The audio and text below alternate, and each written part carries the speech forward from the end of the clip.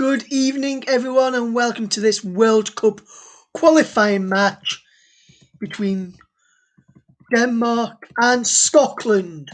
As we bring you this match this evening, which is being played in Copenhagen. Denmark are just on the way out, Scotland closely behind them, and with the team just coming out and getting ready for the national anthems, it's time for me to hand over to your match commentator, and it's over for the first half to JB. Good evening.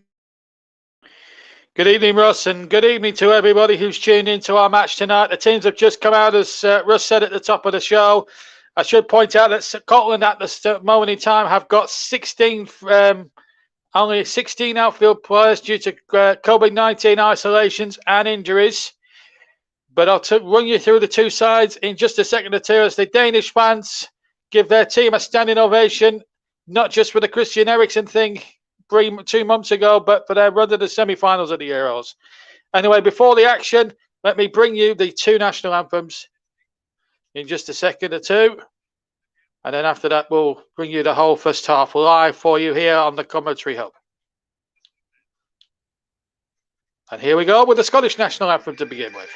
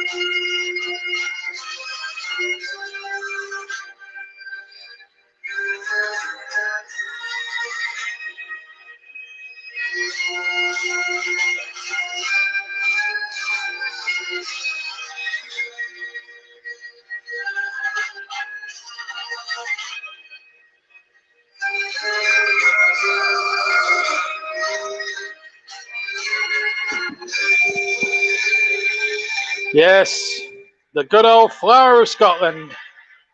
And it was sung with great gusto by the small pocket of Scottish supporters. Now it's the Danish national anthem, and just listen to the noise here around the Parken Stadium as this anthem is now being played. Listen to it.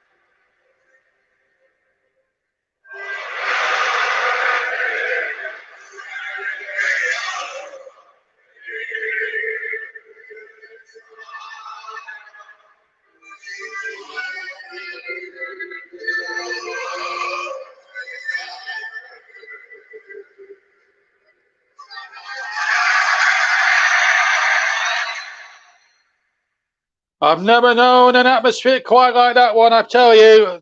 That is absolutely superb. Right, let's look at the ties. Starting with Denmark, Kasper Schmeichel in goal. Anderson, Kjær, Mayo, Christensen, Thomas Delaney, Anderson, Damsgaard, Bass, Poulsen, and Pierre-Emile Emil Højbjerg as well. Holsten and Damsgaard will play up front alongside Poulsen as a three-man attack. The referee comes from Romania tonight. All the officials, in fact, come from Romania.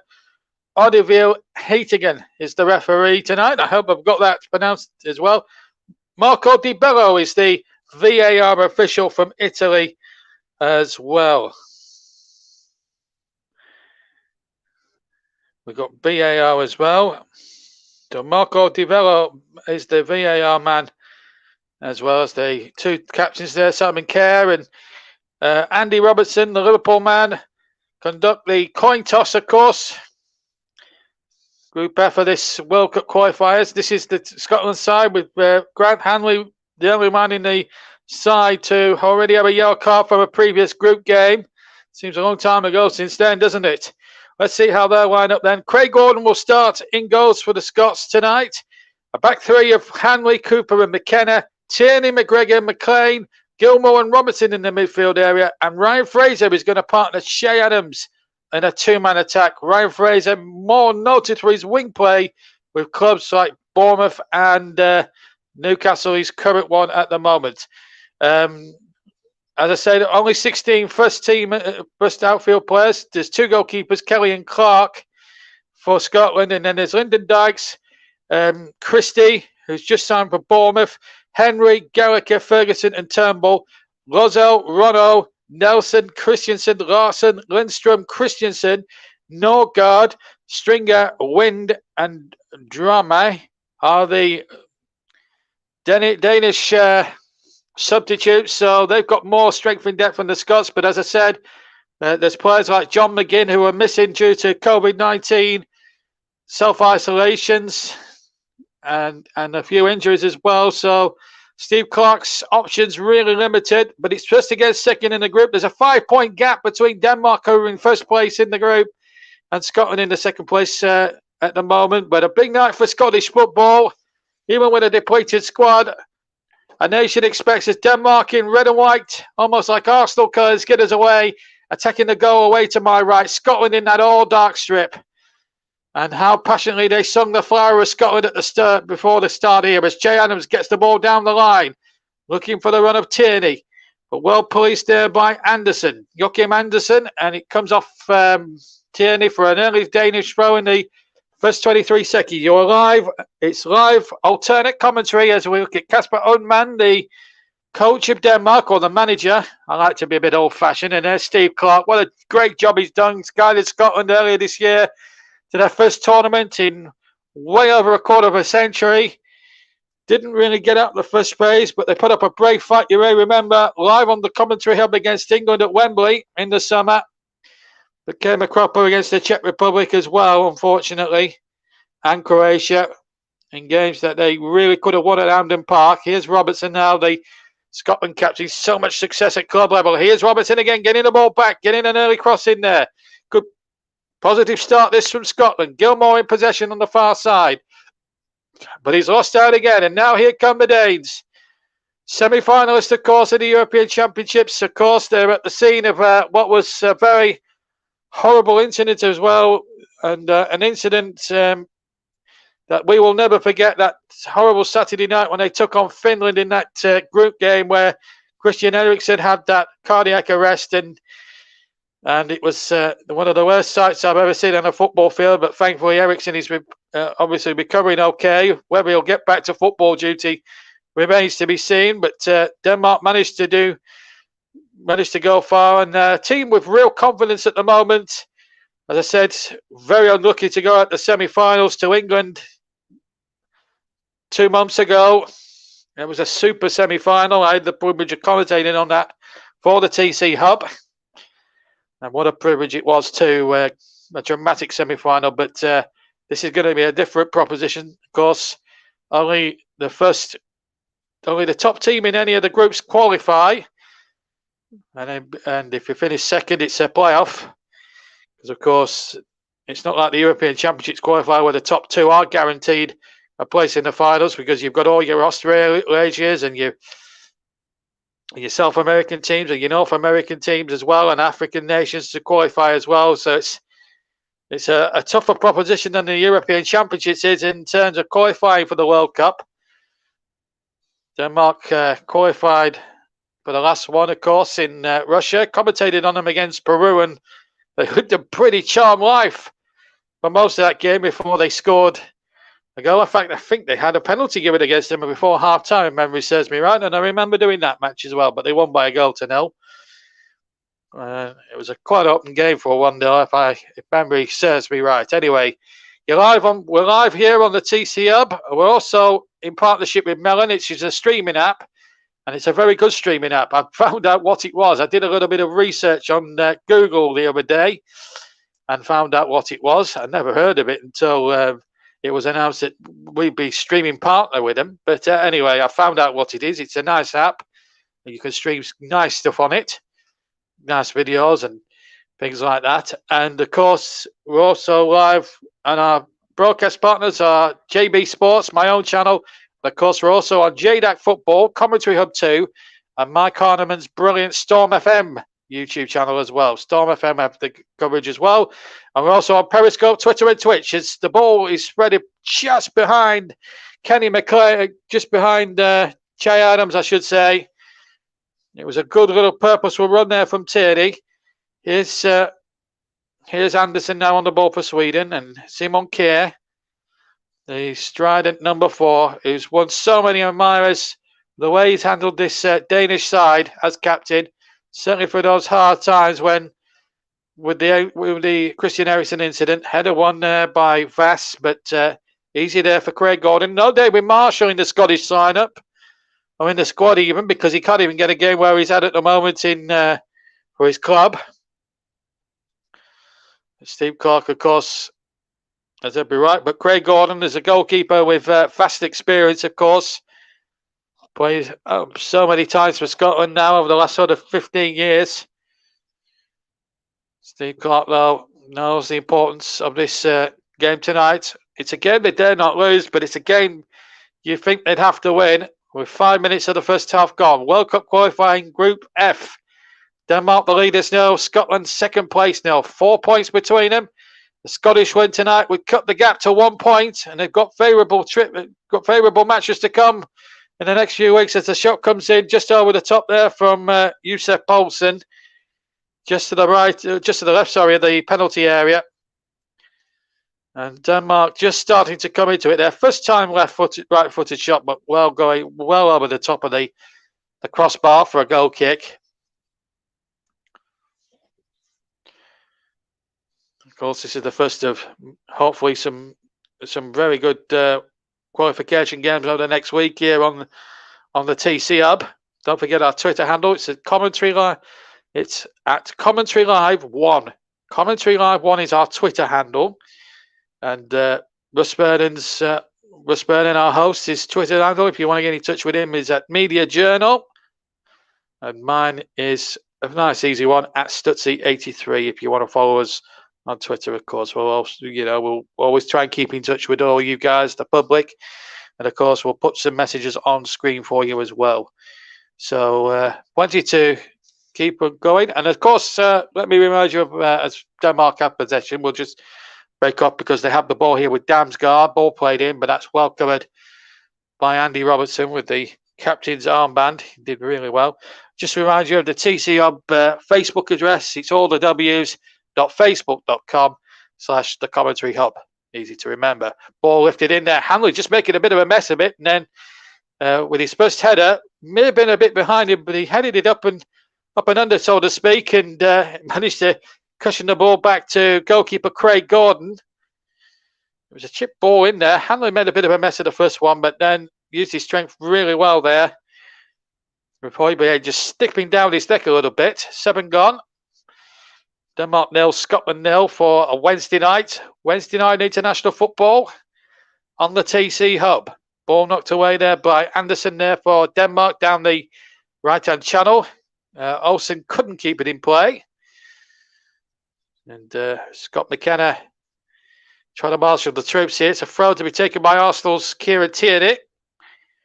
A good little bit of chest control there by Liam Cooper, of course, of Leeds United. And there's a Danish player got down there, and I believe it's Josef Poulsen. Going down there. Now, I don't want to tempt fate. Oh, he's actually clattered into Scott McKenna. Yeah, it's gone into Scott McKenna's face. I did resist. I tried to resist saying it looked innocuous. I didn't see the incident initially. I've just seen it on a replay. They do have VAR, and the last week I think it was purely accidental. But if the referees and the officials see that dimly, then I fear Scott McKenna could be in a little bit of trouble. But I don't think the referee's going to take any further action. I think he's just going to give a drop ball, an uncontested drop ball to Scotland, who should actually give the ball back. Yeah, I think it's just accidental collision. I don't think McKenna knew much about it. Poulsen certainly came off the worst. It's got to be said. Long ball not forward. Headed away there by Andersen for Denmark, the European Championship semi-finalists. Header won again by Vass. Andersen now at right back, knocks the ball forward, but it comes out again. Vass takes possession, still on the right-hand side, but it's still inside the Danes' own half at the moment, and they're not making any real attempt to get out of there. But it's still early days yet. 9 minutes, gone. And again, Andersen factored his captain, Simon Kjær, who should really get a statue for what he has done for Danish football in the last 3 or 4 months. How he's handled himself superbly, of course, over the Christian Eriksen incident and sad incident of Christian Eriksen, and of course the leadership to the semi-finals of the Euros. Best they've done in a tournament since '92 as the cross comes in from the left-hand side. And it bisects everybody there, including Vass. It was Damsgaard's cross, number 14. Just cut inside Billy Gilmore there, the Norwich City loanee from Chelsea, which is his parent club, of course. But the Danish fans in good voice. I could see 1 or 2 beers being drunk. They are allowed to drink beers in Denmark at football stadiums. Their supporters are more, shall we say, less. It's nice to see that the beers are out. It's a throwback if you're an Englishman watching England cricket with the beer being drunk in the stands. Anyway, here comes Denmark again. They've got him around the back. It's a corner. And it was a good little run there from Maffey. It was a good little run there, but I think he ran out of pitch. He tried to take on Robertson. He beat Robertson for pace there. Good bit of skill. And then Billy Gilmore came back at him. And I think the ball ran away from him a little bit there. So 10 minutes gone. It was a goal kick back to Scotland. They've taken short along the deck. And now a long ball looking towards the left-hand side. It was looking towards Tierney. Denmark win it back. They're in red and white. Scotland all in that all dark blue shirt. So both teams in traditional colours. If you've just joined us, there hasn't really been a clear-cut opportunity. Just a one-half chance for Josef Poulsen in the 3rd minute for Denmark. Apart from that, nothing else to write home about at the moment. But it's a great atmosphere around this stadium here. Of course, the scene of one of Arsenal's most famous triumphs in 1994, the European Cup Winners' Cup final. Alan Smith scoring the winning goal that night. In dramatic style. David Seaman made some truly remarkable, inhuman saves in that final. They were playing a very good Parma side full of world-class players. Asprilla, Brolin, people like that who could cut teams apart, but they just couldn't find a way past that stubborn Arsenal defence that night, and they won the Cup Winners' Cup, which sadly is no longer winners. As the ball is played over to the far side again, it's Maffey again. Oh, good football now. Denmark are closing in. Chance for the number 11 to shoot, and it was Olsen's shot. Deflected away. Vass now has it. Back to Andersen. Andersen looks for Vass on this right-hand side. Andersen has to go back to Simon Kjær. Kjær just looks up, chips the ball forward, looking towards Delaney, Thomas Delaney. I'll get my pronunciations. I might get my teeth in at some point here, but still 0-0. And of course, we've got the latest scores from all the other groups tonight on our little ticker across the bottom of your screen. And here is Maffey again on the far side. Still 0-0 if you've just joined us. Højbjerg, good crossing there by Højbjerg, and a goal! And Vass has scored at the far post. It's not a good start for Scotland, I'm afraid. It was Hoybier's long cross from the left-hand side. And Daniel Vass came in at the far post and headed it across Craig Gordon and into the left-hand corner. It's a terrible start for Scotland. It's a terrific one for the group leaders. It's Denmark none, Scotland nil. Højbjerg got the ball halfway inside his own half. Definitely onside was fast as the ball was played.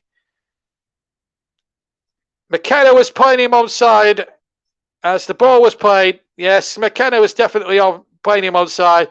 It's a cool header. It was all made by a wonderful cross by Pierre-Emile Højbjerg of Tottenham Hotspur. And Vass gets in there to score the opening goal of this Group F World Cup qualifying, and not the start that Steve Clarke would have wanted at all. Daniel Vass, the goal scorer. Good goal. First goal in the campaign. Of course, they've only played a couple of games. First goal of the campaign. It's his third game. Didn't score his previous two qualifying games. Now Denmark are really going ahead of steam here. And there's chances here for another one. Oh, it could be a second one here. And there is a second one. Oh my goodness me. It's going to fall apart. It's 2-0. The ball was spread forward. 2 goals in a minute. It's all falling apart at the seam. Maffei has got in there. Meppy has got in there to make it 2. Kasper Schmeichel, a fist of triumph from him at the other end. And Steve Clarke can't believe it. And Scotland, who made a very sort of bright start, have been rocked by 2 goals in 90 seconds. They just haven't got to grips with this Danish attack at all. It was a terrific run, first up by Olsen from the right-hand side. He cut in field. Then the ball was chipped forward and into Maffei's path, who just stabs it wide of Craig Gordon and into the right-hand corner. Played a 1-2, in fact, with Damsgaard. And good touch there. Flag stayed down, and Scotland have made a disastrous start to the proceedings here. 2-0 to the Danes. And I fear everybody at home that this is going to be a long old evening for Scotland here in Copenhagen tonight. I have to say the finish was absolutely sumptuous. It was a great finish. But the Scottish defence again, and Mealy has scored 2 goals already in this qualifying campaign. So Mealy has scored. That's his correct pronunciation, I'm told. But here's Olsen now, right-hand side, and the Danes are going for a number one here. And they're looking every. Oh, they could have had a third again. Mealy coming in there again. And he hit it right-footed, just to the left of the D. And he hit it high to the stand, but Scotland are all over the place. They're so ragged, it's unbelievable. I'm not sure Steve Clarke's idea to put a back 3 in was not the gamble I would have took as Scottish manager. But Scotland are all over the place. They could have easily there in a space of 3 minutes conceded 3 goals. The floodgates, I dread to say, are opening for Denmark.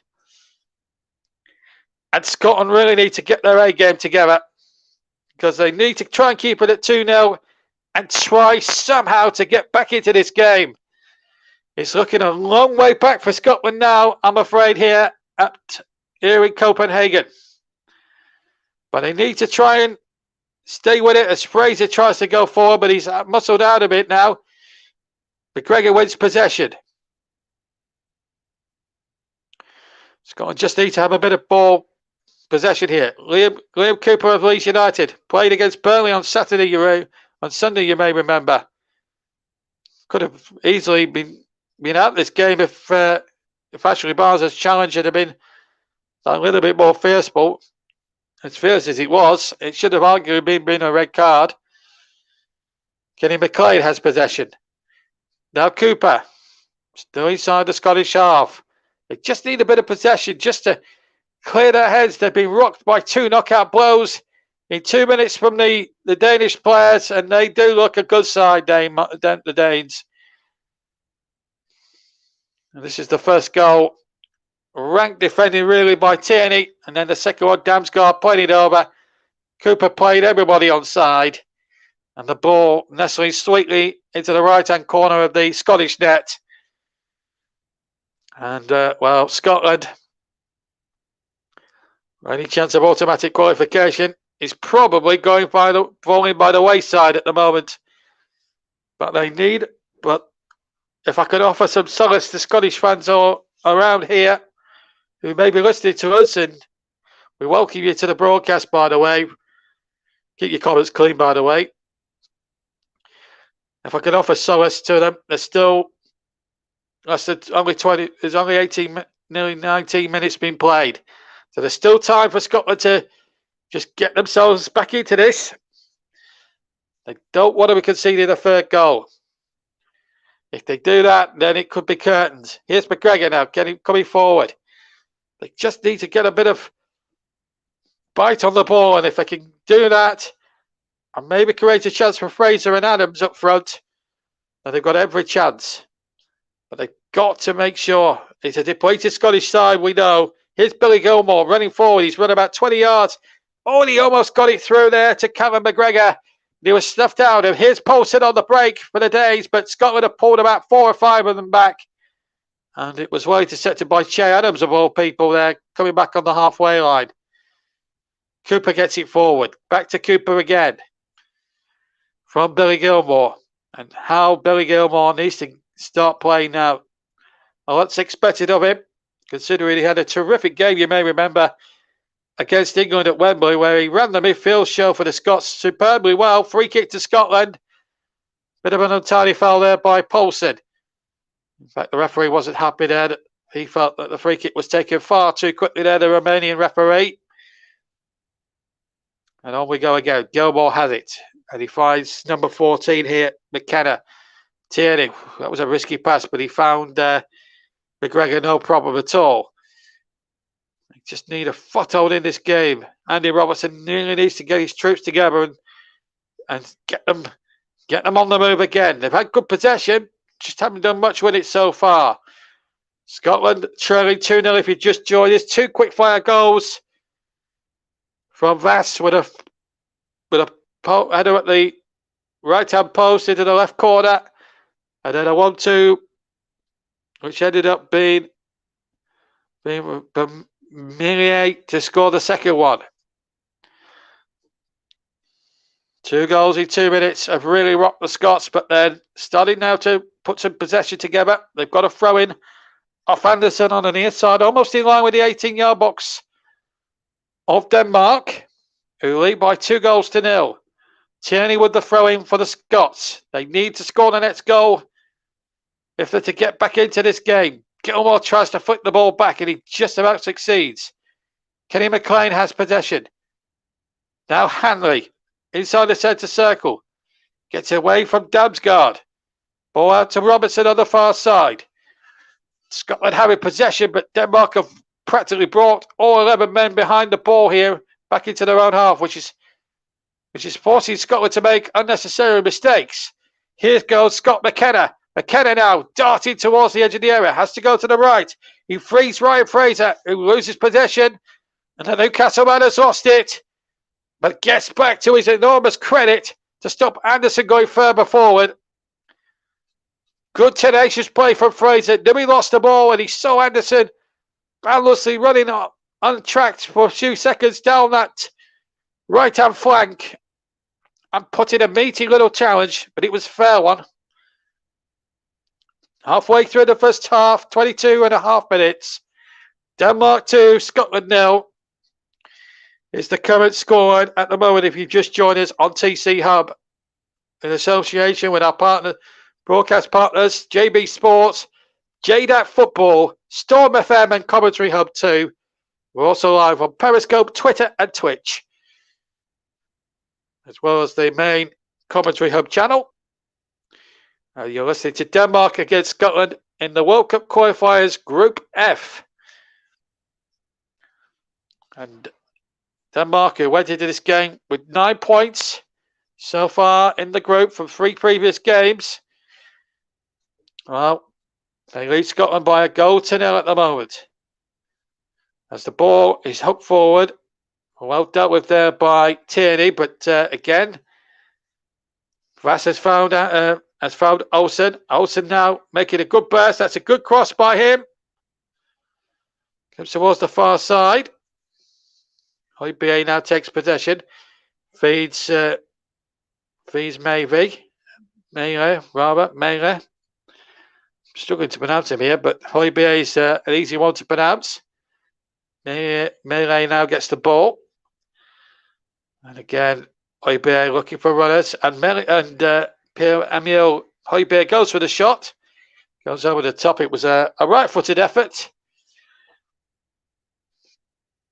No chance there for Casper Yeoman's side to go forward again and try and get that third goal. This is the second goal. Beautifully taken there by Mayfo.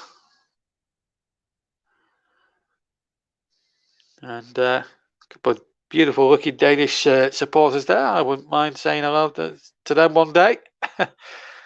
Denmark have had 6 attempts. Scotland have had 0. Denmark have been the better side, I think, out of the two so far. I think anybody who's right-minded would honestly see that, or fair-minded, I should say, would certainly see that from that point of view. But Scotland have just not been on it at the moment, but they've got a chance now just to build some pressure. Scott McKenna in possession, has to turn away from a cul-de-sac. In goes McGregor. And McGregor again, nice little knock there. And Kenny McLean has to get the ball back to Grant Hanley. Kenny McLean again has it still 10 yards from halfway inside his own half. Scotland getting up to halfway at least. Here's Scott McKenna. Here's Billy Gilmore now taking possession just inside the Danish half, but it's back in the Scottish half now. But Scotland still have possession with Kenny McLean now. Grant Hanley, they're building the play over to the right hand side. Robertson in possession. Robertson in there towards Callum McGregor. Some lovely passes, but not really going anywhere fast. At the moment, it's a mystery that even Taggart himself could not solve how Scotland have conceded 2 goals in quick succession and find themselves struggling here in Copenhagen. 2 goals down.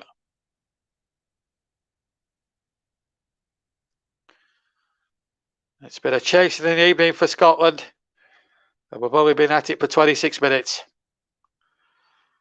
Haven't mustered 1 attempt yet on the Danish goal.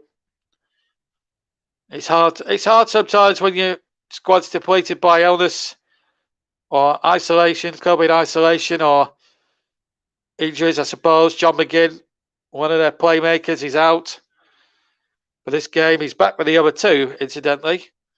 He's just one of the absentees.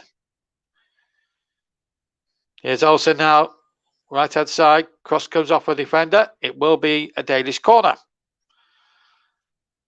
I'll tell you one thing. The atmosphere of the Parken Stadium is absolutely amazing. The fans do not stop. This is how good the Danish supporters are with their side. They never stop singing. They never stop chanting. They never stop clapping. The noise is just boundless. Damsgaard with the corner right-hand side. He's putting his hand up now. Wiseman on the far side wants...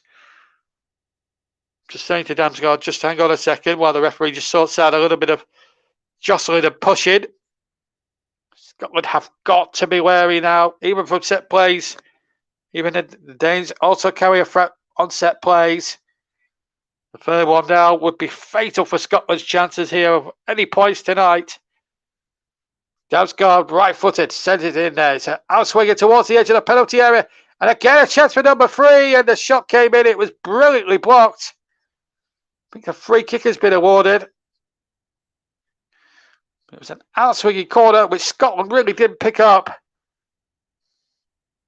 And I think it was Delaney who went in there. Yes, it was Delaney. Brave defending that was by Tierney, but it was a definite foul by Paulson. Sorry, by Delaney. And I can just tell you, in one of the other qualifying games, Russ has just tweeted that to me. He said Ronaldo has missed for Portugal against the Irish, and Mizuno has saved a penalty as well. Anyway, what's happening in that Portuguese-Irish game? Ronaldo is just back at Old Trafford, of course, after his £12.5 million move back to Man United from Juventus, which was one of the stories of the last few days of the transfer window. Of course, even more sensational was Antoine Griezmann going back to Atletico Madrid.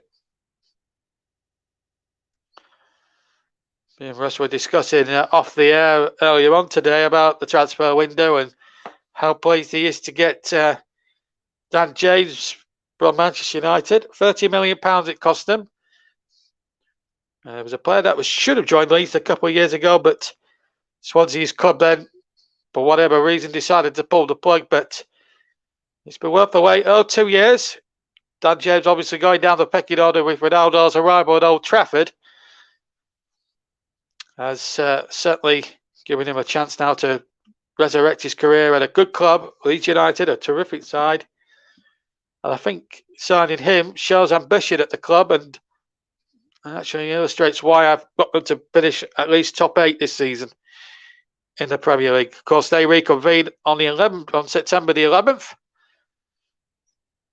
On the Saturday, of course, Manchester United's Ronaldo will make his debut on that same afternoon against Newcastle United at Old Trafford. Anyway, back to Scotland. And if you just joined us, we're half an hour in. And Denmark, if I'm being honest, are all over them now. As Damsgaard makes a terrific run, picks up Danny Vass on the right-hand channel. Vass keeps it in play. Plays it to Olsen. Olsen to Delaney. Delaney on to Vass, who got the first goal, remember. And the Danish passing and moving is brilliant. Nice little triangular passes that are tearing the Scottish defence to smithereens. And they're bouncing up and down now all around the stadium. It's one of the greatest sights to see and watch and just appreciate here. We're inside the final quarter of an hour of what's been a chastening evening, or a chastening first half so far for the Scots, who trail 2-0 here in Group F for the World Cup qualifiers. Best to get second, remember, there's a Danish player down. I think the Romanian referee tried to play an advantage, and he also worked with Kenny McLean, who went in very hard on Daniel Vass. Yeah, pushed him very hard there, Kenny McLean. Really stupid play. And yes, 12th. Yeah. We know it's the 12th of September. What I mean by the Premier League reconvening, the next round of fixtures start on that day, of course. Continue on the 12th and 13th, because Burnley, of course, have to play Everton on the Monday night as well. So anyway, Olsen's going to, well, it's 2 main committee, Vass and Olsen, 18 and 11 respectively, who can take these 3 kicks. Just to the right of centre. It's about 40 yards, maybe a little bit further than that from goal. They look a bit concerned. Anyway, it's chipped in from the far post from Vass, and it was almost a third one. It was touch goal bound, and Gordon made a good save on the line. I think it may have been Yusuf Poulsen coming in at the back post who got a flick. If I'd have got in, even at this early stage, you'd have said curtains for Scotland there. But 2-0, they'll still believe they've got a chance. They've got to believe it.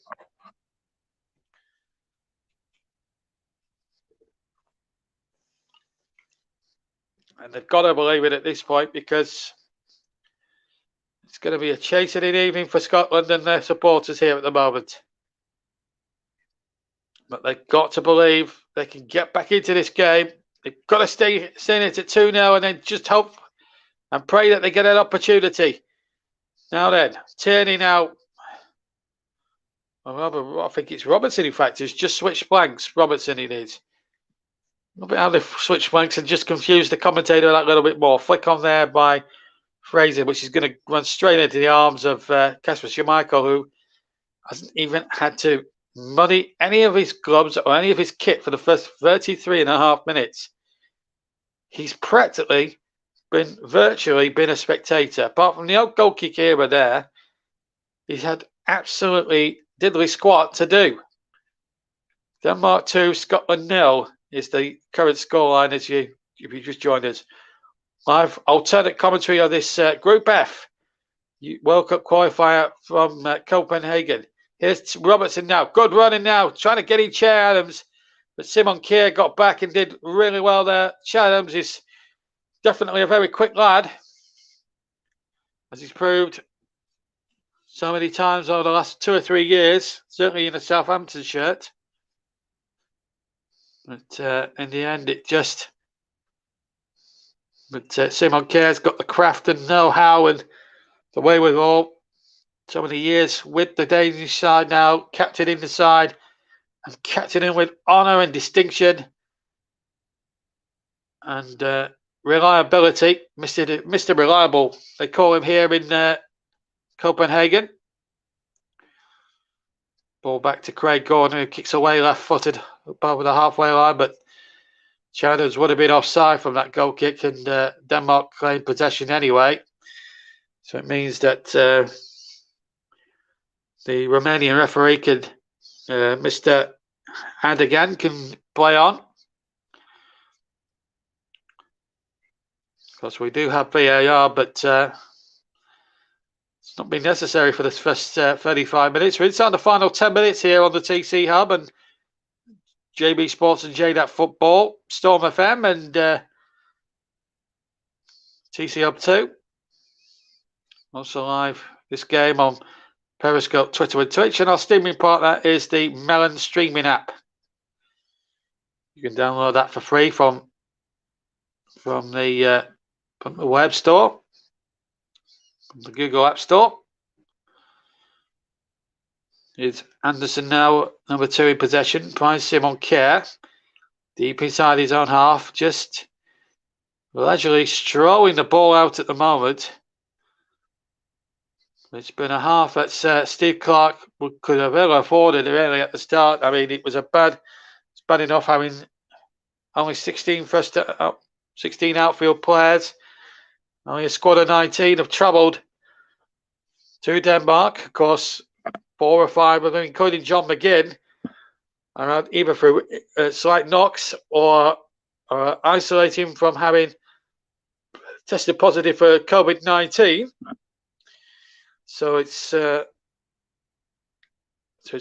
was a chastening experience enough before the start, and then between minutes 14 and 16, two really awful defensive lapses have put really Denmark in a very commanding position, and they've been the better side. There's no doubt about it. They've made their glass tell, although Poulsen's given away a free kick on the Scotland byline. It was a foul on Liam Cooper. Just a little push there on Cooper's left shoulder. That was the Poulsen chance. It was him coming on the far post, and he used the side of his right foot to get it on target, and Gordon's left elbow practically got it away. Yeah, it was his left arm. Good save. So Scotland could have easily been 3 down, but for the goalkeeper, Craig Gordon. Masses of international experience behind him.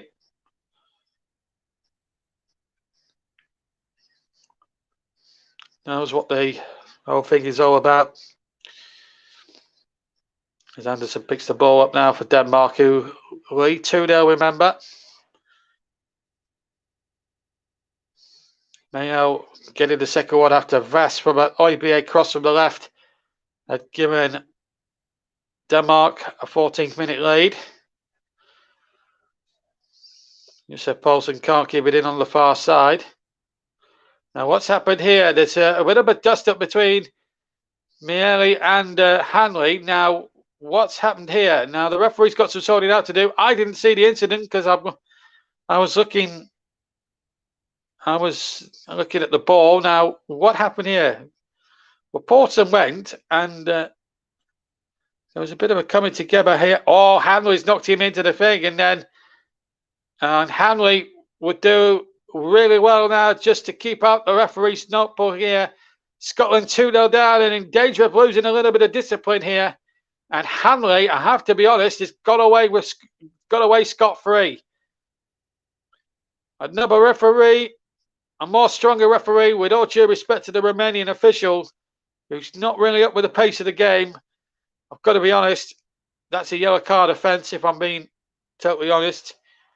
I'm actually amazed that VAR didn't get involved, but nevertheless, it's anyway, it's all kicked off without, it's all gone off without too much controversy, although I don't know whether Hanley could have seen a colour, possibly yellow. Oh, some dimmer rest would have said straight red for violent conduct, but anyway, here's a chance here now for Damsgaard inside the area. There's a Scottish player fouled by Damsgaard. It's a free kick to Scotland. It really has been a chasing inexperience for the Scottish supporters everywhere. McKenna was beaten to it by Olsen halfway. Played a lovely ball into Damsgaard. His first touch was a bit behind him, and then Damsgaard trips up Grant Hanley, the Norwich City defender, and it's a free kick to Scotland. As Craig Gordon, no chance on either goal. 3 fouls suffered for Denmark, 4 to Scotland. But the main statistic with 40 minutes exactly gone is that Denmark leads Scotland by 2-0. Scotland haven't even registered a shot at target. Well, that's sort of a header towards the target, but it's one of the most tamest headers from outside the area into the path of Schumacher. I'm not sure they'll count that as an effort on target, but the statisticians here over in Copenhagen, chasing in night here. Of course, Denmark, famous for its bacon. Lovely Danish bacon it is too. And a very good crowd here. Seeing the Danes looking very good. Famous for Danish bacon, for Carlsberg Lager. Of course, famous for football as well. They love their football in Scandinavia, especially the British type. They used to get a show in Denmark and Sweden and Norway called Tips Extra on a Saturday afternoon, where they transmit a live top flight game every Saturday. And that's how the Scandinavian love affair with English football began over 50 years ago. A history lesson for all you guys. So if you ever watch old highlights with Scandinavia advertising, you know the reasons as to why. There's a cross coming in there. It was Vass's right-footed cross, and it was too close to the goalkeeper, as it turned out. Wasn't a well-hit cross, but Scotland have made an absolute holics of this, and Højbjerg has possession. And it's really easy for Denmark at the moment to just pass the ball around at will at the moment, and Damsgaard has possession. Anderson has it right-hand side. But they're just taking their time, Denmark. Højbjerg now. Back to Anderson. We're inside the final 3 minutes now, plus stoppage time at the end of the first period. I'll be taking a quick break and then handing back to Russ Burnham for the halftime show. We'll give you a rundown of all the scores around Europe in the qualification games. Of course, there was a friendly match involving Wales earlier on. He'll keep you abreast with that one, or he'll tell you what happened in that game very soon. We were going to show it, but we had some technical hitches, so we couldn't bring you that game. But we're certainly bringing you this one: Denmark 2, Scotland 0. We're now 90 seconds away from the end of the first half, plus any injury time. But fourth official, Andrei Shibolet of Romania, will add on. All the on-field officials, incidentally, come from Romania. And just to remind you that Scotland have only 16 outfield players available to them tonight because of a combination of injuries and COVID-19 self-isolations at the moment. which is not helping matters really on the field this evening in Copenhagen. They trail 2-0 with a couple of minutes left to play of the first half. And they're trailing good and proper here, Scotland. There's no airs and graces about this performance from Denmark. They've really kept that form from the European Championships going. They had a terrific run to the semi-finals, which they were so unfortunate to lose. When you look back retrospectively to England, but they've certainly given as good as they've got throughout the first half. That is for sure. And they've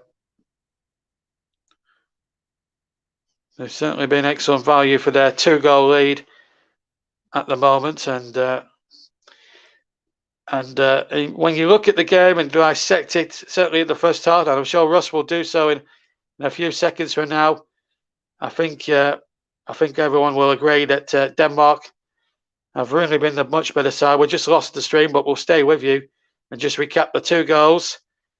The first one coming after 14 minutes. It was a 2-minute blast really that saw Denmark over the line really, or saw them into a 2-goal lead. And the first one was a header at the back post from Daniel Wass, who couldn't really miss from his vantage point. It was a real typical header.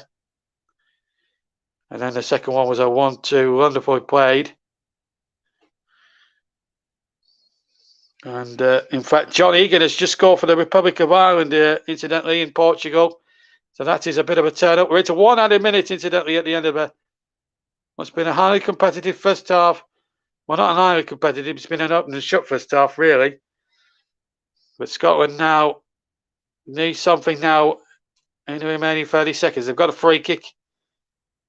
And Fraser and Robertson, the 2-man committee. Again, the Romanian referee standing for no nonsense. Can Scotland, in the last 15 seconds of stoppage time, find themselves a chance to get back in it? Free kick from the right-hand side. Hanley jumps, and it's almost headed off the line.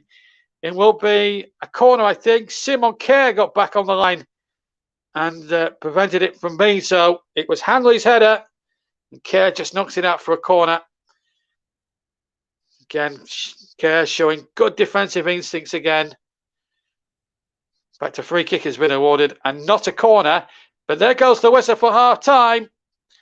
And that chance for Scotland has been the only chance, really, of what's been a really disastrous first half for them. They started a little bit brightly, showed some good touches, but then Denmark really showed their class. 2 goals in 2 minutes from Daniel Vass from a cross from IPA, and then a 1-2 with Damsgaard allowed Mefle to get in there and score the second one. 2 goals in 90 seconds, and they could have easily conceded a third as well. It's a chasing evening for Scotland, and Steve Clarke now will have to have the mother and father of all halftime team talks to get the Scots back into this, because at the moment it's looking a hopeless cause. But rejoin me for the second half if you can in Copenhagen. But for now, I'll hand you back to Russ with the scoreline here at halftime at the Parkham Stadium in Copenhagen. And it's not good news for any Scottish fans looking in. And it's Denmark 2 rather, Scotland 0. Back to Russ. Thank you very much, JB. Hopefully everyone has enjoyed the first half coverage that JB has brought you for this match this evening. Just run you through some other scores which are just coming into us right now in a couple of international friendlies. The result was Finland 0, Wales 0. Current half-time score is Qatar 0, Serbia 2, and Switzerland 1, Greece 1. You'll see all the scores while the game is on going across the bottom of the screen while we bring you the commentary. Then I'll read them out for you at half-time and then again at full-time. In the World Cup qualifiers, it finished in the 3 o'clock kick-off. Kazakhstan 2, Ukraine 2, Denmark, as JB mentioned, a 2-0 against Scotland at the break in our featured match. Faroe Islands 0, Israel 2 is the late is the half-time score. France 1, Bosnia and Herzegovina 1, with Edin Dzeko opening the scoring for Bosnia before, let me get this one right, Atletico Madrid's Antoine Griezmann scoring just a day after returning to Atletico Madrid. Latvia 0, Gibraltar 0, Luxembourg 2, Azerbaijan 0. And coming up towards half time, it is Malta 1, Cyprus 0. Also, it is Moldova 0, Austria 0, Norway 1, Netherlands 1, Portugal 0, Republic of Ireland 1, Russia 0, Croatia 0, Slovenia 1, Slovakia 1, Turkey 2, Montenegro 0. In the matches, in the African World Cup qualifiers, round 2 over there, it finished Central African Republic 1, Cape Verde Islands 1, Guinea-Bissau 1, Guinea 1, Senegal 2, Togo 0, Egypt against Angola has been playing around about 38 minutes, no result, no update from that one just yet. Libya versus Gabon, that is also been playing around about the same time, no update from that one. And Mali versus Rwanda is also kicked off, been playing around about 38 minutes, no update on that scoreline as them at the moment in time. If we do get any of those updated scores from those matches, I will bring it to you here on the commentary hub, where we're bringing you coverage of our chosen World Cup qualifier from the European stage, as we look ahead to some more great matches coming up in the next few days. Some more international matches coming up as well. I've currently got the Egypt versus Angola score, currently 1-0 to Egypt. Mohamed Magdi with the goal on 5 minutes. Just have a look for the other matches for you as we get ready for Libya 1, Gabon 1 after 39 minutes. Andre Biopoko scored for Gabon before Ali Salma equalised. He's been playing 39 minutes in that one. And in the other match, which I mentioned in the African World Cup qualifiers, Mali taking on Rwanda. Mali lead by a goal to nil. Adama Traore, not the Adama Traore though, a different Adama Traore, has scored for Mali. He plays for Sheriff Tiraspol, who are in the Champions League. We may try and cover one of their Champions League matches, but Adama M. Traore is plays for Sheriff Tiraspol. They're in the Champions League for this season, and they were drawn into Group D to face Inter, Real Madrid, and Shakhtar Donetsk. And Sheriff Tiraspol became the first Moldovan team to qualify for the group stages of the Champions League. So very big well done to them. But hard group for them. I'm just looking at the goals again, which JB described you now, and that's lovely bit of play from down the left. Lovely ball in from Oibia from the central position, looking to, and just, if you just look at this, it looked as though he spotted him, made that run, and McKenna playing him onside, and it was a simple header, and he headed it back across to where it came from, and an easy goal in the end.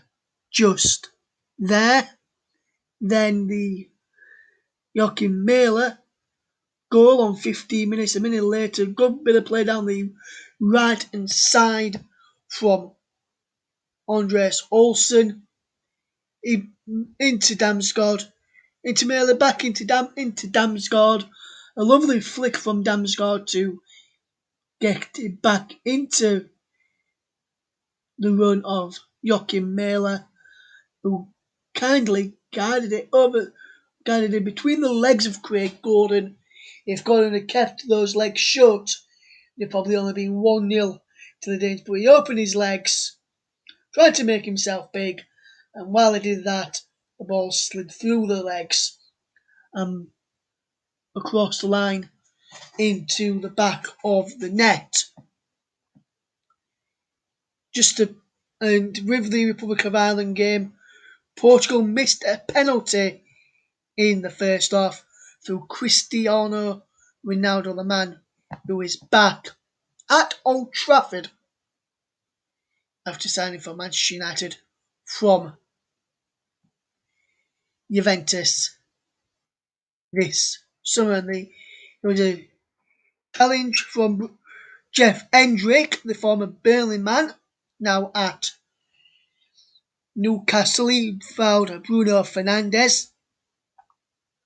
VAR checked the decision and gave a penalty, and the penalty from Cristiano Ronaldo was saved by Bizunu to keep a level and 0-0. And then in first half stoppage time, it was a corner for Republic of Ireland, considered by Yao Palina, and then Jamie McGraw whipped the corner in, and Johnny Higgins' header from the left-hand side of the 6-yard box headed it back across goal into the bottom right-hand corner to give Republic of Ireland the lead. Aaron Connolly has been booked for the Republic of Ireland in that match. Also to Jeff Hendrick and Dara O'Shea. And Andrew Umabamadele of Norwich City is on for the Republic of Ireland in that game. He replaced Dara O'Shea just 3 minutes after picking up a booking. In the Portugal side, Rui Patricio's in goal, João Cancelo, Ruben Diaz, Bernardo Silva, Bruno Fernandes, Cristiano Ronaldo, Diogo Teixeira also involved there. And Gavin Bizano plays his club football in England at Portsmouth, I believe, and he was the man who saved the penalty for Republic of Ireland, who currently lead 1-0 in their match against Portugal. Be interesting to see how the second half goes and whether what Scotland boss Steve Clarke decides what to do going forward. Be interesting to see how that goes moving forward. Interesting to see how that goes and if Scotland will make any changes. As JB said, depleted Scotland squad due to COVID-19 injuries as well. On the bench is outfield players for the Scots: Lyndon Dykes, Ryan Christie, newly Bournemouth signing, turned down Burnley, sorry to mention that, JB, Jack Hendry, Declan Gallagher, Lewis Ferguson, and David Turnbull. So Kieran Tierney, Andy Robertson playing the right wing back today with Kieran Tierney on the left wing back. I think that may be a problem which is not working for Scotland, but probably had no other choice due to the injuries and COVID situation within the camp.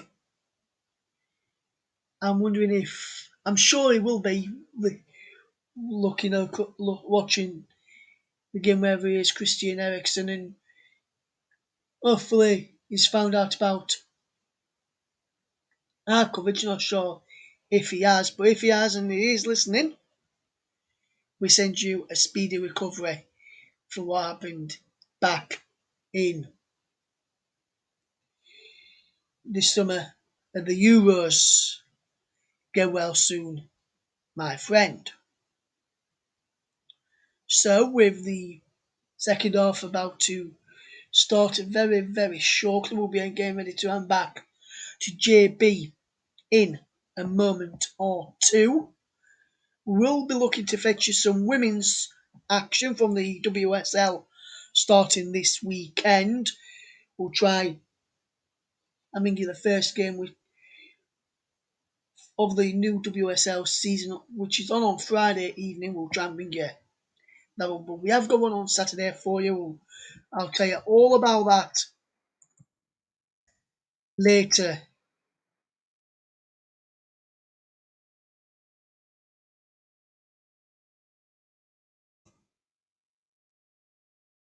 in the broadcast. We'll try and fetch you at least 2 live matches across each game week if we are able to. We'll try and fetch you at least 2 matches per game week across the competition if we can. So make sure you stay tuned to see which 2 matches we have chosen for you for this week. Well, one I can tell you that we've chosen while we're waiting for the start of the second half is Everton against Manchester City. We'll hopefully have one of the other games for you. Either the one on Friday night or one on Sunday lunchtime. But with Scotland back out for the second half and with Denmark back out for the second half and now the officials back also out for the second half, it's time for me to say I'll speak to you again at full time and I'm back to your match commentator, JB. Thanks again, Russ, and welcome back, everybody. Well, a chastening first 45 minutes for Scotland here this evening in Copenhagen. I wonder what Steve Clarke would have said in the halftime team talk. I'll just have to wait and see. But the players, as Russ said just now, are back out there. What a result that could be for the Republic of Ireland, by the way. A Ronaldo penalty saved. And John Egan, who's not having the best of times at club level with Sheffield United, who have yet to win a game still in the Championship. Well, he's just scored one of the goals of his life, if that turns out to be the winner in Dublin. Substitution is going to be made. Lyndon Dykes is going to come on for Scott McKenna. He was a bit ineffective in that first half. So Steve Clarke ringing the change at half-time. I think he might need a bit of something extra up front. And Lyndon Dykes is the man to provide it. So what have Scotland got in the next 45 minutes? Will Denmark increase the lead? They were good value for their 2-goal lead at half-time. Now can Scotland reply in kindness? Both teams are in usual colours. Scotland in the all dark street getters underway, attacking the goal to my right. Denmark in red and white with almost identical to Arsenal's strip. Getters away, attacking the goal to my left. And they're not playing like Arsenal are at the moment. They're playing really good football. Of course, Arsenal, need I tell you, are sitting bottom of the Premier League going into this break. And I read somewhere in the newspaper this morning that Arsenal have been the highest spenders in terms of net spend in the summer window, which illustrates how bad a start of the season they've actually had. Well, I'm not going to bore everybody about Arsenal's troubles because we've got international football for the next week or so. 3 games. Every nation's got to play in 7 days. It's going to be going all the way around. Here come Denmark, early start of the second half.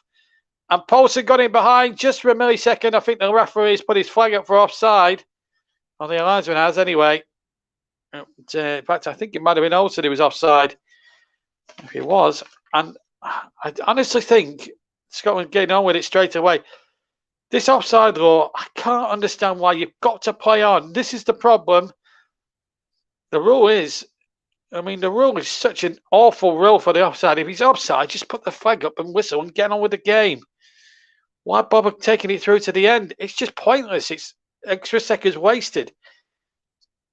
And I'm sure Leeds supporters will sort of concur with me a little bit from a neutral's point of view, because because one in the build up to that horrible Barnes tackle on Dallas on Saturday, if that doesn't happen, if the old offside flag had gone up and the old offside law was applied there, Barnes would not have made that challenge on Dallas, I assure you of that. And that is just one of the nuances of this ridiculous offside ruling that we've got at the moment in the game. Who would have thought of it once stringing up, quite frankly. Anyway, enough about griping. More about the footballers. Scotland get a throw in now. Can they launch themselves into it? Gilmore going forward. Gilmore shoots. Gilmore, it's just wide. And that was the best chance Scotland have fashioned. It was Billy Gilmore getting the ball deep inside Scotland territory. Adams flicking the throwing on. And Gilmore from just outside the edge of the D, almost central, had Schmeichel scrambling for all he's worth across to his right. And just missed the left-hand post. That would have been a strange start for Scotland at the start of the second half. Billy Gilmore, the Norwich City loanee, almost with a perfect riposte for Steve Clarke's men at the start of the second half. But to no avail, it remains 2-0. Here's Mile going forward down the left-hand side. And, well, Ryan Fraser wanted a Scottish throw. He's telling the referee, come on, get some specs. I think it was a Danish throw, I think, to be fair to Ryan Fraser. Here's Oibier on the ball. Back to number 6, Christensen. That's Andreas Christensen, that is. Joachim Andersen. Andersen into Mikkel Damsgaard, now Simon Keir. Of course, we'll keep you abreast of how the Republic of Ireland are doing throughout the evening. They're leading 1-0 as things stand against Cristiano Ronaldo's Portugal, and Ronaldo has had a penalty saved in that match. Here's Yusuf Poulsen, but the whistle's gone again. This Romanian referee is having plenty to say for himself. I hope he's now another celebrity ref like Mike Dean. Just a little shirt tug. He could have played an advantage there. I'm sure of it. I think this referee's the Romanian's answer to Mike Dean or Clive Thomas. If you're wondering who I'm talking about, Clive Thomas, ask your parents. Maybe ask your grandparents. He was a big referee in the 1978 World Cup finals when he controversially disallowed a winning goal from Brazil when he blew for full time as a Brazilian corner coming up against Sweden, I think I remember. But if you want to know who Clive Thomas is, ask your grandparents, young viewers. Free kick clouted in towards the back post. It's nodded away by the Scots, but Billy Gilmore has just given a little bit of hope and to the Scottish players. And there's been a red card in the French game. Jules Koundé has been sent off for France in their qualifying now, so in Strasbourg. So they're down to 10 men as things stand. As Mayo tries to get a run down that far near side, but Hanley, the opposite number, if you like, both wear number 5. Does a good job, but then gives it straight to Mikkel Damsgaard, and he's got a corner there. And that'll perk up the Danish natives here in this capacity crowd here in Copenhagen. Sea of red around this wonderful stadium. It's almost, when you look at the demographics of the stadium, it's almost like it's English in terms of its structure. It's absolutely superb. It's an English type stadium with the crowd right on top of you. No running track, no nothing. Lovely sort of atmospheric stadiums where the crowd's on top. Corner comes in from the left-hand side. West now tries his shot and it's hit wildly to the left of the penalty box, after the day out, I should say. It was hit right-footed, but sliced badly, hit wildly by Lass.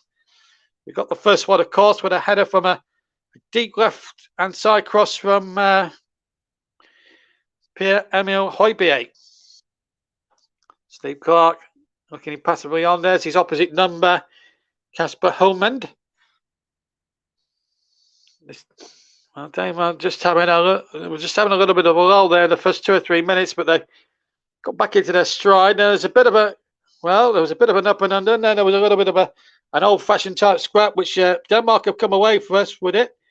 Here's Damsgaard, and he's found Mail now. Mail going down the left-hand channel here, back inside to Thomas Delaney. Now a chance here for the third. Oh, the ball pulled back almost to Daniel Wass inside the penalty area. It was Olsen who got the cross in. Lovely approach play again down that left-hand side. Olsen getting inside the area just to the left of the penalty box as we look at it. 52 gone. Still Denmark 2, Scotland 0. And all the other later scores you'll be able to see at the bottom of your screen, and we'll be bringing them up on plenty of occasions. Of course, I've got to pick a man of the match tonight as well. And that, I should tell you, is sponsored by Barry Swain's Commentary Services Limited, who are the brains behind the highly successful commentary workshop, which has been going now for around about 10 years now. And I think both myself and Russ know each other from those days. And we're bringing you this live commentary. We're also live on, as well as on the TC Hub YouTube channel. We're also live on JB Sports, which is my own channel, John Kane's channel, which is JDAT Football, Russ's very own Commentary Hub 2, and Mike Harneman and his Storm FM YouTube channel. And we're also live on Periscope, Twitter, and Twitch. The streaming partner for the season is the Melon streaming app. And here come Denmark down the left-hand side with Mayo, but he's offside. And a free kick to Scotland, who still trail 2-0, but Billy Gilmore so far has been the man most likely to pick a way through for the Scots. It was a chasing in first half for them, if you remember. 2 goals inside 2 minutes has really put the wind up the Scottish sails. So against the Scottish sails, I should say. Free kick taken by Gordon, just to the left-hand side of the penalty box. Another game of head tennis going on there. Gilmore gets the ball back. No chase on there for Tierney to get down that side. Now a chance now for Scotland. Left-hand side, they're cutting in well. Chance there. Oh, it was a wonderful pass, and Kenny McLean had just gone too soon. It was behind McLean. And if only he'd have got that on the edge of the area and maybe had the shot there, Kenny McLean, then it could have been a way back for Scotland. But they're starting to make 1 or 2 things happen. I don't want to get people too excited at the moment, but Scotland are starting just to get a little foothold in this game. 54 gone. But the thing is now, if Denmark score again, then Steve Clark's going to go back to the drawing board, and any chances of qualification automatically will have gone with this result tonight, and then it will just have to be making sure of the playoffs. As Damsgaard gets in there to Højbjerg, deep inside Scottish territory now. Delaney has possession, finds Anderson with it. Joachim Anderson. Olsen back to Anderson, right-hand side, 10 gone in the second half. Still 2-0 on the TC Hub. We've also got a Twitter account at Commentary Live 1. Of course, Media Journal is Russ's Twitter handle. That's offside there, surely. They'll have to play on, of course, which I think the rule is a complete and utter daft rule, as Flanker's got up anyway against Poulsen. Free kick it is, and yeah, I think he timed his run well. No, he was offside, actually. And Poulsen, I think, just couldn't keep it in play, or brought his man down. I think it was probably a combination of both, actually. He kept it in all right, but he stretched his man. That's what's happened. And that's why the free kick was given rather than the offside. But as soon as they get the offside rule to an easy level, it frustrates players, it frustrates commentators. And I just don't understand that ruling, that offside ruling. Whoever came up with that one, string it up, quite honestly, in my humble opinion. 2-0 it is to Denmark as Scotland come charging forward once again. Damsgaard out to the far side. Here's Anderson this time. We'll try and keep you abreast of what's happening at the Aviva Stadium, where the Republic of Ireland are currently leading Portugal by a goal just before the break, scored by Sheffield United's John Egan. But here's Callum McGregor for Scotland. He carries it well over halfway. Picks out Tierney. Tierney now going inside. Will he pick out Fraser? He will. It's Fraser with a chip in there towards Che Adams, and it's headed away for a corner for Scotland. They're trying to make things happen. Anderson knocking that cross out for a corner. But Scotland are looking a bit more threatening. They're carrying a little bit more threat in this second half. And I just believe that the substitution there with Lyndon Dykes on, I think, could give them an extra dimension. It also means that Fraser can now play on the wing, which is his more natural position. That's what he's used to playing at Newcastle. And before that at Bournemouth. Again, the referee's not happy about a bit of pushing and shoving. For God's sake, this referee is doing everyone's nut in at the moment. Anyway, it's actually at Old Garth rather, not the Aviva Stadium. In fact, they're away from home, I'm told, as the cup comes in. And Schmeichel takes possession. So a bit of a JB blooper there. It's not at Dublin. It's in the Old Garth. And it's a case of 1 foot in the Old Garth for the Portuguese, who are losing 1-0 at the moment. See what I did there? I think the Portuguese side have got a touch of the Victor Meldrews tonight. And so the Scottish team, by the looks of it. Richard Wilson, who plays Victor Meldrews, a passionate passionate Scotsman, and he'll be disappointed if he is watching this game. I'm sure he'll be saying that well-known phrase, "I don't believe it," and I'm not going to try and do the impression. I'll probably get fined. I'll probably get charged off Richard Wilson for it. Anyway, back to the game, and it's Denmark 2, Scotland 0 in the World Cup the European World Cup qualifiers, run by UEFA, of course.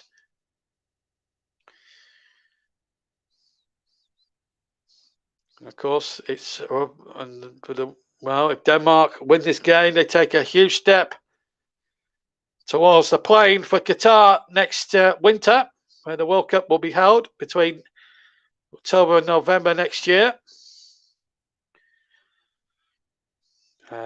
Still a controversial decision, some 12 years on from when they announced it. Still 12 years on from that, nearly 12 years on from that a horrible decision to hold it in Qatar. It still baffles me. Anyway, here's a chance now for Kenny McLeod to get down the right-hand side. Back to Fraser. Fraser with a lovely cross, but just too much whip on it. And Simon Kerr is too good a defender to be fooled with a cross like Ryan Fraser was there. Still remains 2-0 to Denmark. If you've just joined us here on the TC Hub, both goals coming in the 14th and 15th minute. The first one was Daniel Wass from a cross from the far side from the Tottenham Hotspur player Pierre-Emile Højbjerg. And then the second goal, a 1-2 between Mail and Damsgaard, which led to Mail tapping in the second with his right foot. And here come the Danes now looking for this killer third. Chip forward there by Damsgaard towards the far side. Anderson with the cross in there. And again, it'll come to Damsgaard on the edge of the area. And Højbjerg now and Vass. Vass now has possession. He got the first one, remember. Super header into the left corner, which got the Danish party started. And Mayo is in such great space. And there comes the shot. And it's a brilliant save to deny Delaney from outside the box by goalkeeper Craig Gordon. It was a terrific effort. Hit it well with the left foot, and Gordon having to dive away to his left-hand side as he looked.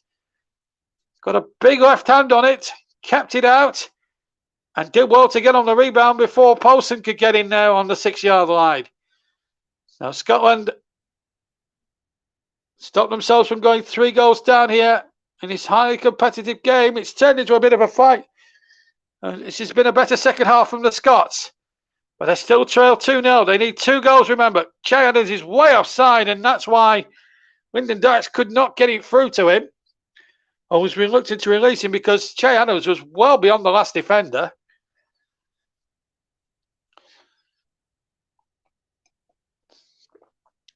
It's a chasing and experience. Ball possession here. Denmark have had 66% possession. Scotland 34. Excuse me. Anyway, you're listening to the TC Hub. Here comes Scotland with Che Adams. Adams, I think the whistle's gone actually. I think he might have been a handball when Adams was trying to control that loose ball. If he did. Yeah, there. As he goes past Oibie, that's what happened. Former Southampton teammate. This was the effort again from Tom Delaney, which was well saved by Craig Gordon. Held on to it at the second attempt. Under huge pressure there from Yusuf Bolson, who was charging in like the charge of the cavalry brigade. But Scotland trailing Denmark by 2 goals to 0. First Love Live international football for the next 7 days. We have women's football definitely on Saturday. I'll be your commentator for Everton against Manchester City in the Women's Super League. And that'll be a lunchtime kickoff at Goodison Park, incidentally. Here's Billy Gilmore, the Norwich City man, running about 45 yards. Picks out Kenny McLean. McLean with a cross into the penalty area, headed away by Simon Kerr. Not a good cross really from Kenny McLean. It wasn't a really particularly good one. And in the end, any opportunity there for the Scots to try and get themselves back into it disappeared. Here's McLean again. Muscled out a bit. Fairly, says the referee. I think a lot of the Scottish fans wanted a free kick, but I don't think there was any great protest from the men in dark blue on the field. And now it's just starting to get a bit heated. Free kick now to Denmark. Foul on Vass, and frustration now for the Scottish players. This is the foul here. It's Kieran Tierney. He's not having a great start to the season. The Arsenal man, his team in the bottom 3, and now a chastening night in Copenhagen. Denmark preparing a substitution in just a second or two. I can't tell who it is. He hasn't got his shirt on yet. Number 19, in fact, Wind is going to come on here as Was at the moment. He's in a bit of agony. Simon Kerr just going over to check on his welfare. Casper Human's side, no, they've been in a bit more of a battle second half. It was really easy for them in the first. Scotland have created 1 or 2 good opportunities. That's the goal that West scored to set Denmark on their way. Then they scored a second soon afterwards as Damsgaard laid the ball in. And Mela got in there, tapped the ball home with his right foot, with his instep, made it 2. And I thought at the time that the floodgates may have opened. They did have a couple of good opportunities to make it 3 before the break. Then Scotland had a real go. Billy Gilmore, the hub of everything good about the Scottish play here. We've had 20 minutes of the second half. It's Denmark 2, Scotland 0. And we're live on the TC Hub, TC Hub 2, JB Sports, JDAC Football, and Storm FM. Our streaming partner for the season is Melon app, the Melon streaming app. And we're also live on Twitter, Periscope, and Twitch. As Denmark have got a free kick, Simon Kerr to take. Gets it back from Højbjerg. Still inside his own half. 2-0 to Denmark is the scoreline. Ball played back to Simon Kerr, but Scotland looking a little bit more dangerous. Certainly with Lyndon Dykes on the ball, but Dykes is actually giving away a free kick, I think. Foul on Simon Kerr. Tricked him from behind. Just a little bit too eager there from Lyndon Dykes. Just trips him there. And a free kick it is to Scotland. Still 1-0 in the Algarve to the Republic of Ireland. John Egan at the moment being a true Irish hero. Can you believe that scoreline? I don't think many people going to that match in the Algarve tonight would have fancied the Republic to be at this goal ahead at the same stage. They kicked off at around about the same time as the Scottish game is happening at the moment. So UK time, that is. And again, a further foul there on Dansgaard. Free kick to Denmark. Scotland now just getting so ragged here. Kenny McLean just pushing him there, and that was stupid from Kenny McLean. And Poulsen's coming off.